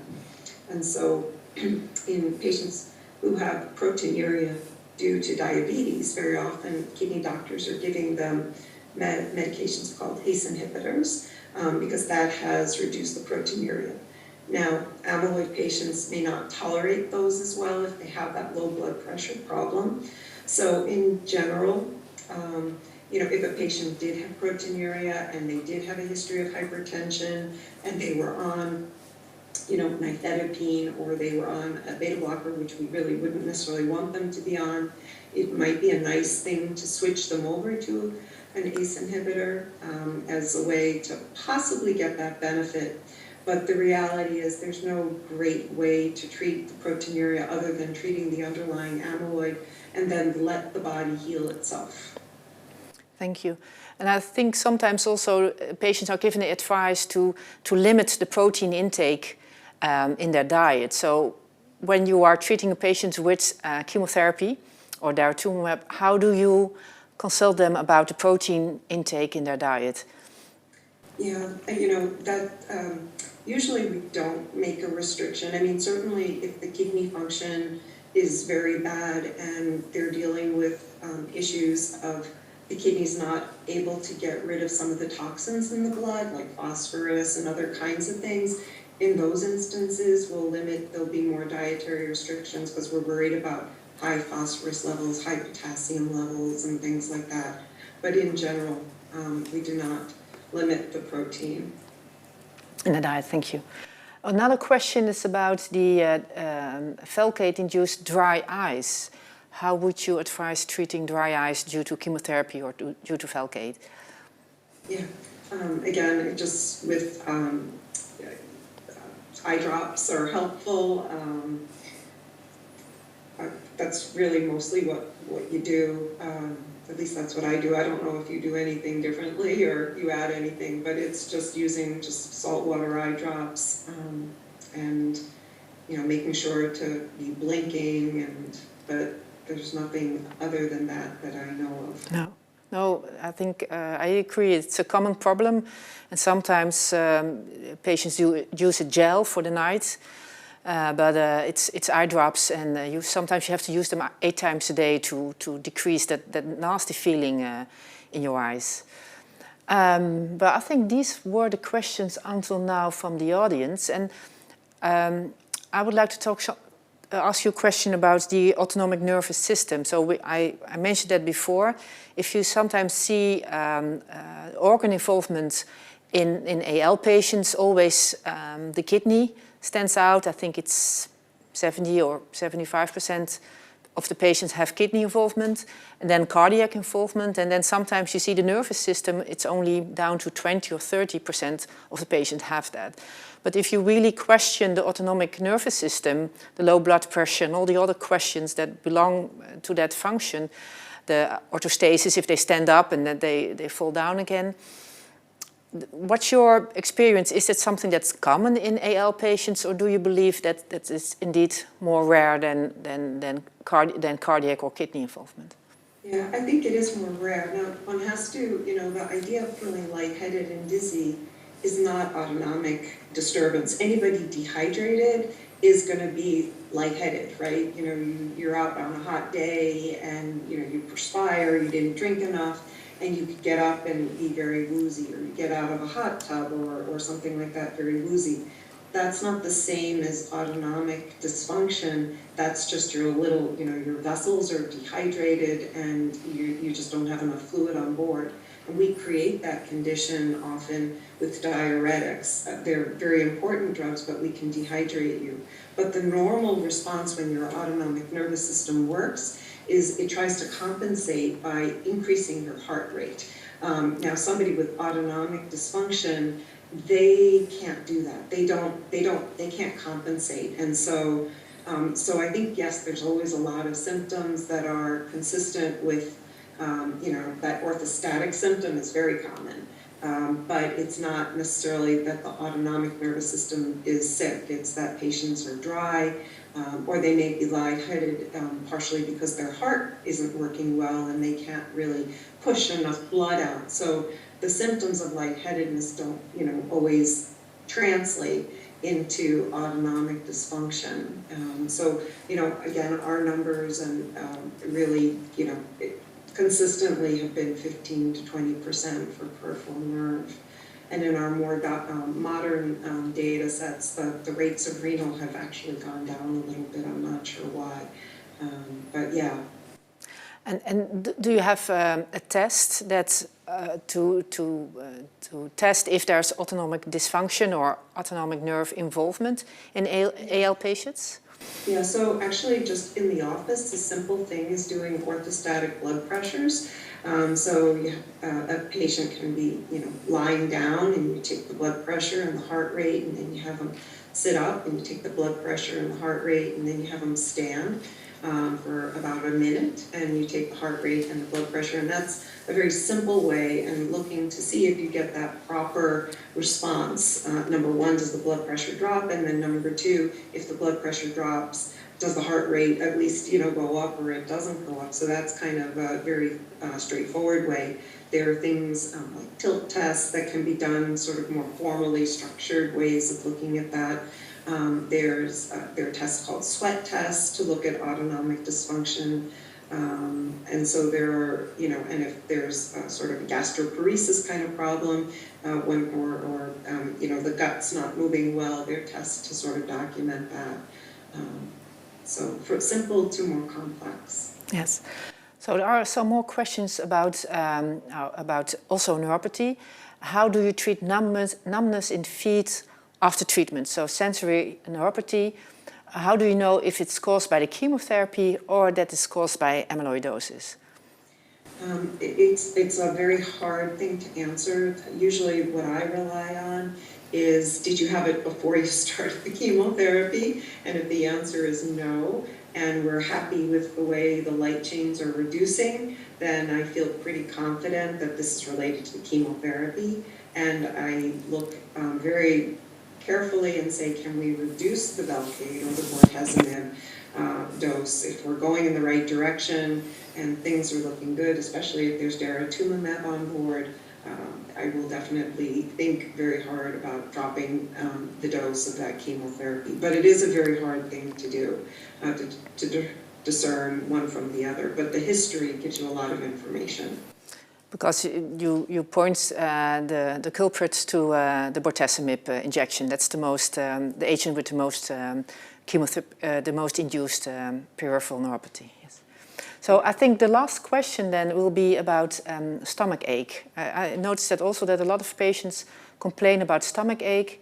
This is a patient that is on Cyborg-D treatment from the last 2 weeks, and my whole body has swelled. Is there anything I can do for the pain in my stomach? Right. So, bortezomib can be toxic to the nerves, as just mentioned. And sometimes people will get constipation, and that can cause pain and discomfort. But also it may be because there is decreased movement in the actual stomach and intestines. So you're left full, the food is just lingering there in the stomach as opposed to moving through to the intestines. So options can be, number one, is it appropriate to reduce the dose of bortezomib or Velcade to make things better? Or another, if it's thought to be important to keep that going, then using a medicine like metoclopramide to increase gastric motility. The other thing to remember is if your physician is using certain types of anti-nausea medicines, things like ondansetron, that can cause constipation and sort of a little bit slowness in the motility. So that would be addressing the stomach issues. The fluid retention, you said blowing up or swelling all over. Again, that gets back to the weights, and that dexamethasone or the steroids, really they can accumulate, the effects. You gain a couple of pounds here, a couple of pounds there, and then all of a sudden you feel so distended.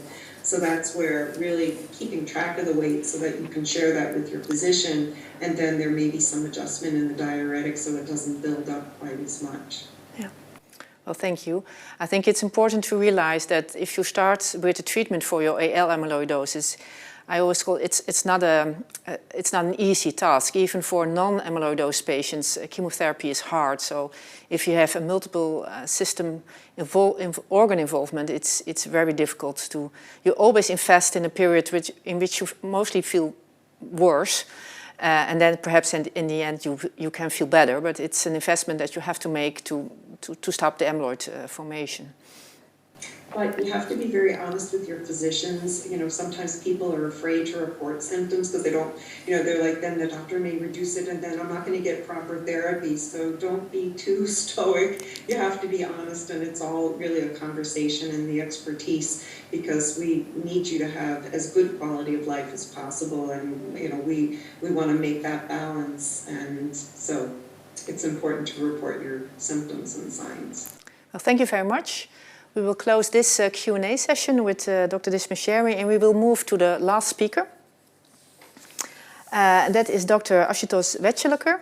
And he's also a medical doctor. He's a senior lecturer and honorary consultant at the University College in London and the Royal Free London NIH Foundation Trust. He joined the United Kingdom National Amyloid Centre in 2004, so I calculated that Dr. Wechakelar, that's 70 years ago. And this national centre is the expert centre in the UK that's being visited by most of the patients with amyloidosis in the UK. So they have a great national experience with this disease.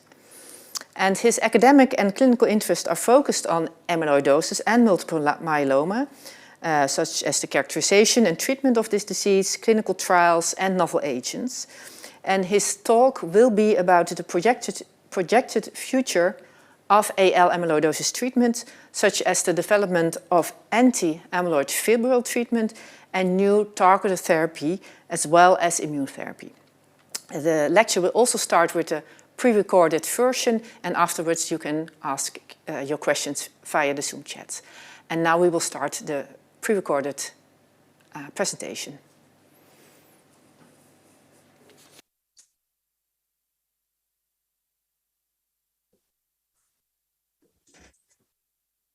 It's my pleasure to be here today with Professor Monique Minnema and Angela Dispenzieri. My role today is to talk you through some of the newer treatments that are available for amyloidosis. I've called it as anti-amyloid treatment strategies for 2021. So as you're well aware, amyloidosis is a disease which is very complicated. We have got the plasma cells in the bone marrow. They will produce immunoglobulin light chains. These light chains will then misfold. They will then bind to a variety of proteins from the serum to form amyloid fibrils. In this very complicated pathway, for all of these years, we have been just targeting the light chains, and we clearly have newer treatments for that. But lately, we have got targets directly affecting the amyloid fibrils. We can remove these deposits more quickly, or we think we might be able to. And then we've got treatments which may help us in killing the plasma cells more efficiently with less degree of toxicity. And then we hope we may have drugs which may target the misfolding of these light chain proteins. Why do we need new treatments?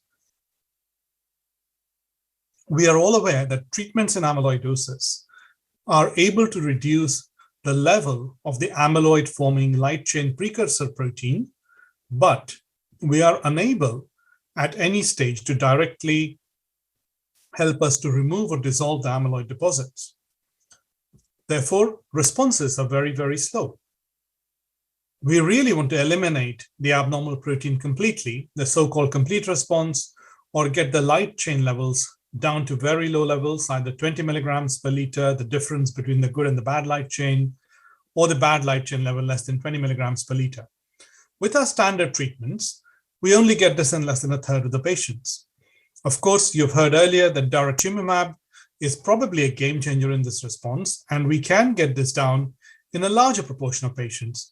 But unfortunately, patients who have got heart involvement, even when we get a deep response, the heart function may not improve and we may see problems. And the same is true of patients who have got bad kidney amyloid. Even if we get a good response to treatment, the kidney damage may progress, and therefore we do need strategies which will reverse these organ damages and help us to make patients feel better much sooner. We have clearly got lots of treatment choices in amyloidosis. This kind of gives you a flavor for how the drugs have evolved in the treatment of amyloidosis over the last many years. You can see that we had very simple, very few drugs until the 2000s, and now we have an explosion of agents which have been developed mainly for the treatment of multiple myeloma, but a lot of them have been used now in treatment of amyloidosis. I'm not going to talk you through all of these drugs, but I'll focus on a few of these agents as we go through this talk. It's also becoming of greater interest to people. When I started working in amyloidosis, we maybe had 2 or 3 clinical trials in amyloid. Now, as you can see on the clinicaltrials.gov website, as of yesterday, there are 187 active clinical trials in AL amyloidosis. So clearly something of great interest and of increasing interest to both pharmaceutical industry and physicians. Immunotherapy, or treatment with monoclonal antibodies, is a treatment with high efficacy and low toxicity. And these are the currently active clinical trials that are going on with AL amyloidosis. You have already heard about the Daratumumab-based study. We have got a further study with Daratumumab ixazomib. There is a study with Daratumumab pomalidomide, and there's also a study with isatuximab that is going on, which is very similar to Daratumumab for treatment of amyloidosis. Firstly, I'll address the question of stem cell transplant. Stem cell transplantation has been used for many years as a highly effective treatment for patients with AL amyloidosis who don't have very severe organ damage. We have had to select patients very carefully for stem cell transplant. That means that less than 20% of all patients will be eligible for transplantation. And the main reason is that the drug used for killing off the bad cells in transplant is intravenous melphalan. It's highly effective. It's been the standard regimen since the 1990s, and we've really had very little evolution of how this drug is used, apart from us learning what the problems are and how we can select patients better so that we don't have too much toxicity. We have recently done a small clinical trial where we thought, can we do a transplant by avoiding the use of this melphalan and give something which does not cause a lot of systemic toxicity, a so-called targeted approach to killing the bone marrow plasma cells. To this end, we use an antibody called anti-CD66, which targets the bone marrow plasma cells, labeled it with yttrium, which emits radiation, but this is not long-range radiation. This is a very short-acting radiation that will kill the bad cells in its vicinity. The study was named as TRALA, autologous stem cell transplantation in AL without chemotherapy.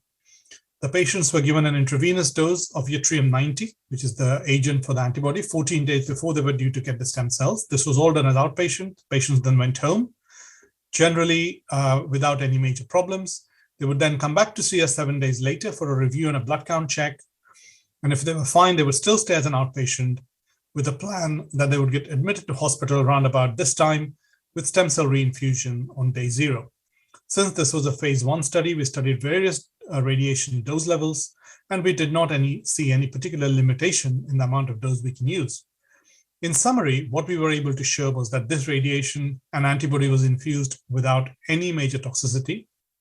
All of the patients had good engraftment of their stem cells. What was striking for us was that these patients had no damage to their oral mucosa, no diarrhea, no change of taste. They had no fevers. Their inflammation markers remained low. They were able to eat and drink all the way through the transplant. And even at this early stage of the study, we were able to get responses. We got 3 patients achieved a complete remission. 3 patients achieved what's called as a very good partial response, and then 2 patients had lesser degrees of response. This is very exciting data for an early phase clinical study. And we are very hopeful that we may be able to take this on to a phase 2 clinical trial for stem cell transplantation in patients with amyloidosis. When patients are treated initially, the disease often comes back and we have to retreat patients. As opposed to what we see in multiple myeloma and other cancers, most patients with amyloidosis don't really have an aggressive cancer clone. And therefore, what we were able to show recently in this analysis of patients in the UK National Amyloidosis Centre who had relapsed following initial treatment was that the depth of response we see, these are the sort of deep responses, the complete response and the very good partial responses, are seen in a fairly similar proportion of patients, even when they are treated the second time, the third time, or the fourth time. And that is very encouraging for us to be able to study new agents with the hope that even with a novel therapy, even if somebody had received a few lines of treatment, we may get deep responses which are quite long lasting. One of the drugs which has recently been reported in amyloidosis is ixazomib, which is an oral proteasome inhibitor, a sort of an oral version of the bortezomib drug. And in this phase 3 clinical trial, we were able to show that although the responses with ixazomib were not that much better than those with the control arm of physician's choice, patients who had ixazomib were able to stay on this drug for much longer than patients who had a physician's choice. And this translated into significantly improved time to next treatment, as well as overall survival. We do believe that ixazomib dexamethasone in patients who have not had bortezomib before may be a potentially good treatment option for patients with relapsed AL amyloidosis. The plasma cells in patients with AL amyloidosis often have genetic changes, and some of these genetic changes are very specific that may allow us to develop targeted agents. There's a particular genetic translocation called translocation between chromosome 11 and chromosome 14, which activates a specific gene called BCL2. And this essentially sends a signal to the cell, stay alive, don't die. If we can block this particular gene, then we will automatically activate proteins, which will tell the cell to start programmed cell death or auto cell death. Venetoclax is a specific drug which can target such a protein. And in amyloidosis, it was initially reported that patients who had received prior treatment, who had treatment with venetoclax, along with Velcade and dexamethasone, had a nice and rapid reduction in light chains. Our colleagues at the Mayo Clinic from Dr. Dispenzieri's hospital reported a small series of 11 patients showing that those who had this particular translocation, nearly 90% achieved a deep response. We then went on to do an international data collection exercise and reported 43 patients. And those who had this translocation, nearly 80% of the patients had a deep response, of which 40% of the patients normalized their protein completely. Very good responses in patients who had been pre-treated. And this is an exciting agent to be studied in patients with amyloidosis. Of course, monoclonal antibodies, which can target the bone marrow plasma cells. And we've got a lot of these antibodies now available. Some of them we have talked about. Some of them we'll touch on. These are active antibodies. And then antibodies which can target the amyloid itself. We have had a couple of antibody studies with an anti-SAP antibody that we developed and a Prothena antibody that initially appeared to be negative. We have got studies which are ongoing with this antibody called KEL-101, which can also target and bust amyloid fibrils. And there are a few other agents which are under consideration and may come into clinical trials in the future. One of the antibodies, which is very exciting, is an antibody called belantamab mafodotin, or belamaf for short. It is not just like daratumumab, it's an antibody like daratumumab, but it's been conjugated with a toxin. So when we give it to a patient, this will go and attach to the bad plasma cell. The plasma cell will eat up this antibody and try to break it down. But as it breaks down, it releases the bomb or the toxin, which will then kill the bad cells. We have now got a phase 2 clinical trial that is running in Europe to assess the efficacy of this antibody in amyloidosis. It is now licensed for treatment of relapsed refractory multiple myeloma, and we hope it will be useful in patients with AL amyloidosis. The other sets of antibodies are so-called active immunotherapy or CAR T cells. Now, the antibodies that you heard about, daratumumab, belamaf, are passive antibodies. They rely on the antibody and cells to kill the plasma cells. These are antibodies which will bring on the immune cells and activate the immune cells to directly attack the plasma cells. Now, these may be two different kinds. They may be what's called as a bispecific antibody, which simply brings together the B cell, the plasma cell, and the immune T cell to kill the plasma cell. Or they may be CAR T cells, where we take the T cells from the patient, then genetically engineer them to be able to target the tumor cell so that these T cells will then go in, they will expand, they'll grow, and then they'll kill the tumor cells. There are really exciting results that have come through in multiple myeloma with a variety of these CAR T cell antibodies showing very, very high response rates in patients. You can see here 73%, 96%, 92% in patients who have had multiple previous treatments. One such antibody, so-called ide-cel, is now licensed in the United States and will hopefully be licensed here in Europe very soon. And we hope to get access to this. But I'm sure these agents will have a big role to play in amyloidosis in time to come with appropriate patient selection and as we learn how to manage the toxicity better. But the key really for us is to be able to remove amyloid. This, as you can see, is a mouse liver with amyloid. This is amyloid sitting here happily. There are no cells. The body is really not trying to get rid of it. If we give it an antibody which targets these deposits, you can see all of these cells trying to come here and attack and eat up these amyloid deposits. Now here, these cells have become very big. The amyloid deposits are inside the cells. And if the mouse's liver is looked at about 2 to 3 weeks later, you can see that pretty much most of the amyloid is gone, so are the cells. So we know that in animal models, we can really clear amyloid deposits very quickly.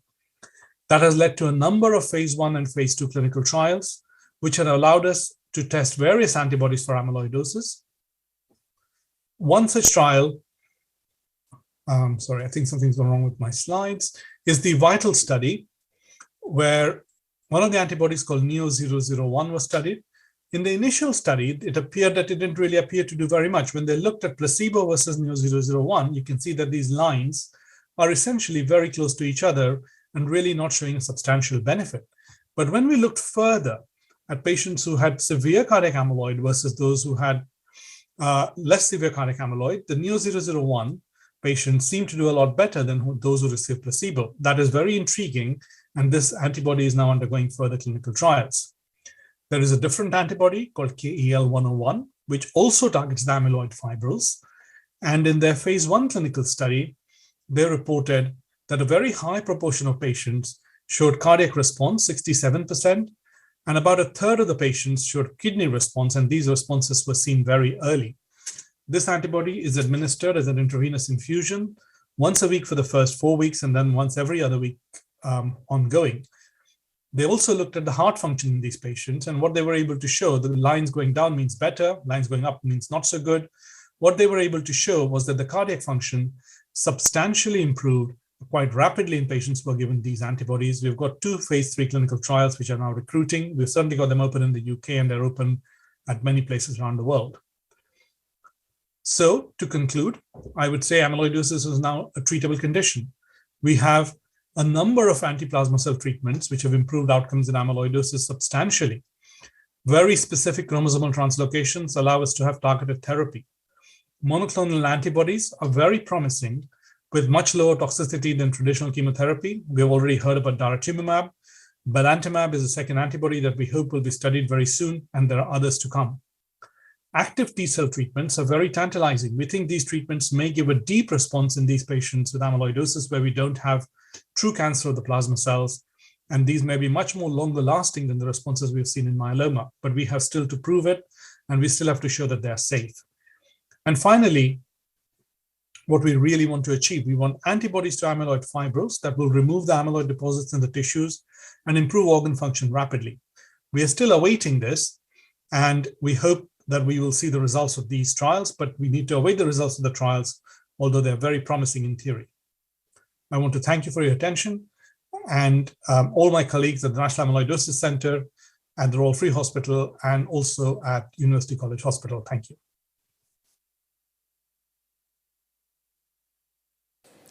Well, thank you very much, Dr. Wechakelar, for this very interesting conversation. You shared a lot of information, and now you're present here live. One of the questions is about your study. You talked about a TRALA study in which you perform an autologous stem cell transplantation without melphalan, but with some kind of radiation.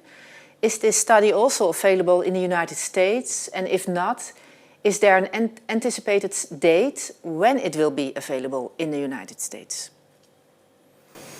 So thank you, Monique. It's a pleasure to be here and to be able to present. TRALA was a very interesting concept that we developed in the UK, and a drug company is quite interested in taking this forward into the next phase of studies. So we are in discussion. At the moment, we don't have an anticipated date, but we're very hopeful that we will move on to a further clinical trial maybe in the next year or two, which will involve not just the United States, but also other centers across Europe. So perhaps it will be, but then we have to await the results and the sponsor that can take the trial to a worldwide level or more outside the UK. That's correct. So this trial was done through our academic center, and we were able to interest a pharmaceutical company to take this forward into the next level, because we really want to support this at a much wider level to show that we can actually deliver this therapy safely and effectively. I think also during your presentation, but also during the other presentations, there were a lot of questions about trials. So how can a patient find a trial in his or her country to participate in? Do you have some kind of a system that they can look at? How can patients find a trial that is perhaps suitable for them? And how can they find the center and the doctor that's performing the trial? That's a really good question about how to find a clinical trial in your country and your center. I think every country has got different systems. The Amyloidosis Research Consortium in the US has got a website which gives you access to clinical trials and tells you which trials are running. In the UK, we have got the National Clinical Trials website, which tells us which are the active trials. We can look at it. Myeloma UK is a website in the UK which lists which amyloidosis trials are going on. In the UK, we have a National Amyloidosis Centre website where we list the current active clinical trials that we are running. And you should ask your hematologist who is treating you what trials they have access to, because every country will have access to trials which other countries don't have. So your first port of call is your treating doctor. Before you have any treatment, please ask them if there is a trial that would be suitable for you. Yeah. The ISA website will list all the information as well, but doesn't necessarily list clinical trials. And then lastly, we've got clinicaltrials.gov, which is a much more complicated website, which lists all the trials globally for amyloidosis. Okay. So a lot of websites perhaps the patients can go to. In the beginning, you also demonstrated a graph worldwide. Where are the clinical trials in the world? Most of them are in the United States, also Europe. But do you know if the trials are also running, for example, in India or Asian countries? I'm not aware personally of amyloidosis trials at the moment running in India, but some of the anti-amyloid antibody trials, they're looking at starting centers in India. But they are certainly open in other Asian countries, including Japan, Singapore, and I think in the Philippines, as well as in China. Thank you. You talked a lot about the anti-amyloid treatments that we did some studies with, and now new studies are going on, also in your center. But you did not mention doxycycline. Perhaps I missed it, but can you tell something about doxycycline? Is that an anti-amyloid treatment, and would you still recommend it after the publication of the recent phase 3 trial? So that's a very important question, and I purposely didn't go into it because it's something which is quite complicated to discuss in the middle of a talk. Now, it is a drug which is an antibiotic, and there have been a number of preclinical studies done in animal models which suggested that it helps us to stop the amyloid fibrils from forming. We did a small study, and a couple of centers in the US did some small studies, including the Mayo Clinic, which was suggested that it benefited patients with hepatic amyloid, and it's being used by a lot of patients. There was a recent study which was done by colleagues in China where they did a randomized study where 60 patients were randomized to receive doxycycline, 60 were randomized to receive placebo, and they were unable to show benefit in 2 years. Now that does raise questions because all our observations so far have not been prospective, and clearly it raises questions of how effective this drug is.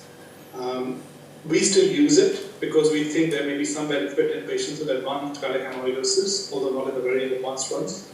But given the results of the trial, we are more cautious, particularly if anybody has side effects. We have a much lower threshold for stopping the drug because we think we haven't got proven evidence, and certainly one negative phase 3 clinical trial raises questions about its efficacy but doesn't entirely say that the drug is completely ineffective.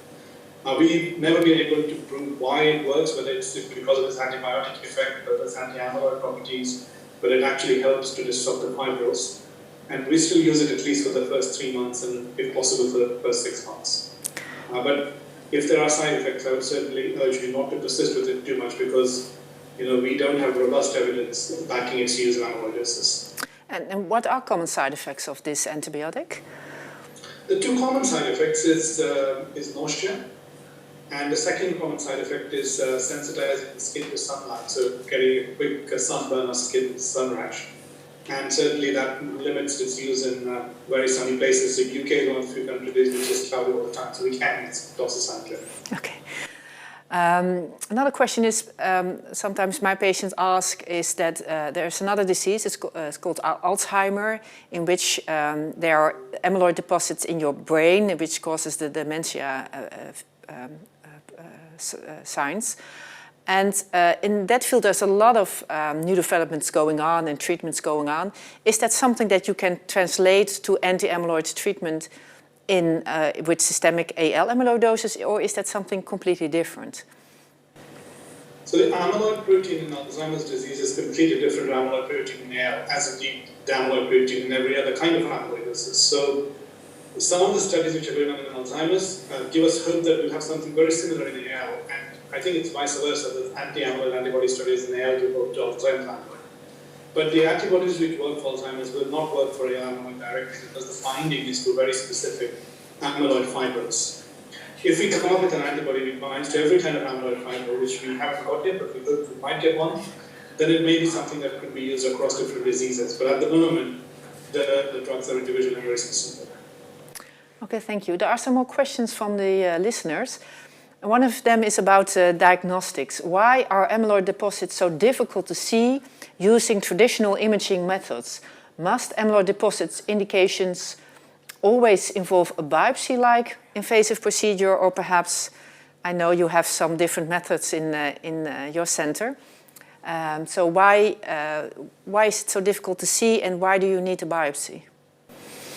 So the reason the amyloid deposits are so difficult to see is that the current imaging methods we use just tell us the tissue. They just use a CT scan or MRI scan which characterizes the tissue, and that tells us, an organ is enlarged, it's thickened, it's infiltrated. It doesn't tell us how much of that is amyloid or by some other agent. But if you have something which binds to amyloid and allows us to image it targetedly, we use something called as SAP, serum amyloid P scintigraphy. You also use that in Netherlands, Monique, not in your center, but in Groningen. And we find it very helpful to image amyloid in the liver, spleen, and kidneys, but we can't image the heart.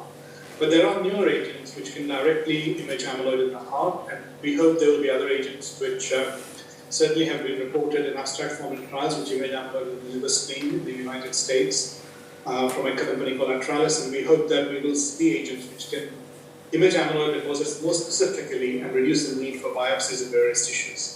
So yes, they are difficult to imagine because we can't separate normal tissue from amyloid that easily with the current imaging methods. But there are imaging modalities available now, and there are others which will come online quite soon, which will allow us to image amyloid in a very targeted way. And can they also differentiate between the different types of amyloid, or do you still need a biopsy for that? I think we haven't understood enough to know whether they differentiate different types of amyloid robustly. There are some trials which are claiming that they can differentiate different types of amyloid, but we have previously had used imaging for this and found that things weren't 100% accurate, so I think we need to be very cautious. I'm hopeful that we'll have some glimpses there, but I think we await the trial results. So the other questions from the listeners are more about treatment and traditional treatment. I don't know if you still, if you also use stem cell transplantation in your center in London. We do use it. We use it much less than some colleagues. I mean, probably less than what you do in the Netherlands or in the United States. But we do consider younger, fitter patients, particularly if they've got more bone marrow plasma cells for stem cell transplantation. We dare not to do it as an upfront transplant, so we normally give patients chemotherapy first, and then do a transplant after they've had some initial chemotherapy. But we do very small numbers in the UK. We maybe do 10 or 15 patients here in the UK, and we do maybe 7 to 10 patients in our center. And if you do chemotherapy before the stem cell transplant, if a patient reaches a CR on the chemotherapy alone, so with 3 or 4 cycles, is that a reason to stop further treatment, or do you still consider stem cell transplant an option for these patients? So I think that is a very difficult question, and we don't have a real answer. In our center, if they presented, they're young and they're presented with sort of more than 20% plasma cells in the bone marrow, we would still consider doing a stem cell transplant in a CR, particularly if you see that there are organ function from our is improved in CR. That gives us hopefully a longer duration of response. But there is very little trial data in this area, and I think this is something that needs to be explored more. Yeah, we do need much more trials. And then there is a question about while we are waiting for all the newer treatments to come along, you talked about many of them, is there any benefit in consolidation or maintenance therapy for patients? So I think patients do wait perhaps for new treatments. We will... So I think consolidation and maintenance is very standard in myeloma, and I think often thought about using amyloid. We are generally very conservative in using maintenance amyloid, mainly because the tolerance to treatment is so difficult and the drugs cause so many side effects that you might get a few longer months before the relapse happens, but the quality of life in those months of maintenance may not be that good. So it's often a balance between what are you going to gain by maintenance? You're going to delay the time before the disease comes back. The only drug where we really got some evidence of maintenance is Daratumumab, given in the Andromeda study, where it continued for 2 years until 18 months after completion of chemotherapy. And it appeared to be well tolerated. We did not see a substantial worsening in infections there. I think the benefit of maintenance, in terms of delaying the relapse truly in patients who present with very low level plasma cells still remains to be proven. So we are very cautious in using maintenance as a matter of routine. Well, thank you very much, Dr. Wechakelar. I think we are at the end of this afternoon. Thank you very much for your presence, and also Barbara Mazzolini and Dr. Dispenzieri. Thank you so much for presenting your data and inform the patients about this disease. So I would like to close this first Facebook Live with Zoom webinar. It was organized by the Alliance. That's a worldwide patient organization, and this is the first time they did this, and I think I would like to thank them very much for their initiative. And I also skipped some questions from listeners, and they were asked about how can I find a good doctor, how can I find an expertise center, how can I find, and so on. And I think patient organizations are a really important tool in this, because with the patient organization, there are the experts. They can direct you to experts in your country. And if there's no patient organization in your country, perhaps you will have to, perhaps you can organize one with some help of the Alliance and their experience they have at the moment. With that being said, I can also show you the last page on which there is the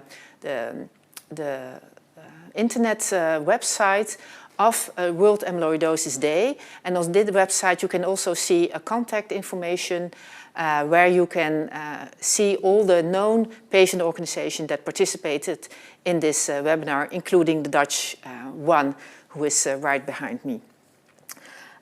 With that, I think I can close this session. Thank you very much for listening. Have a great evening, and perhaps see you next year.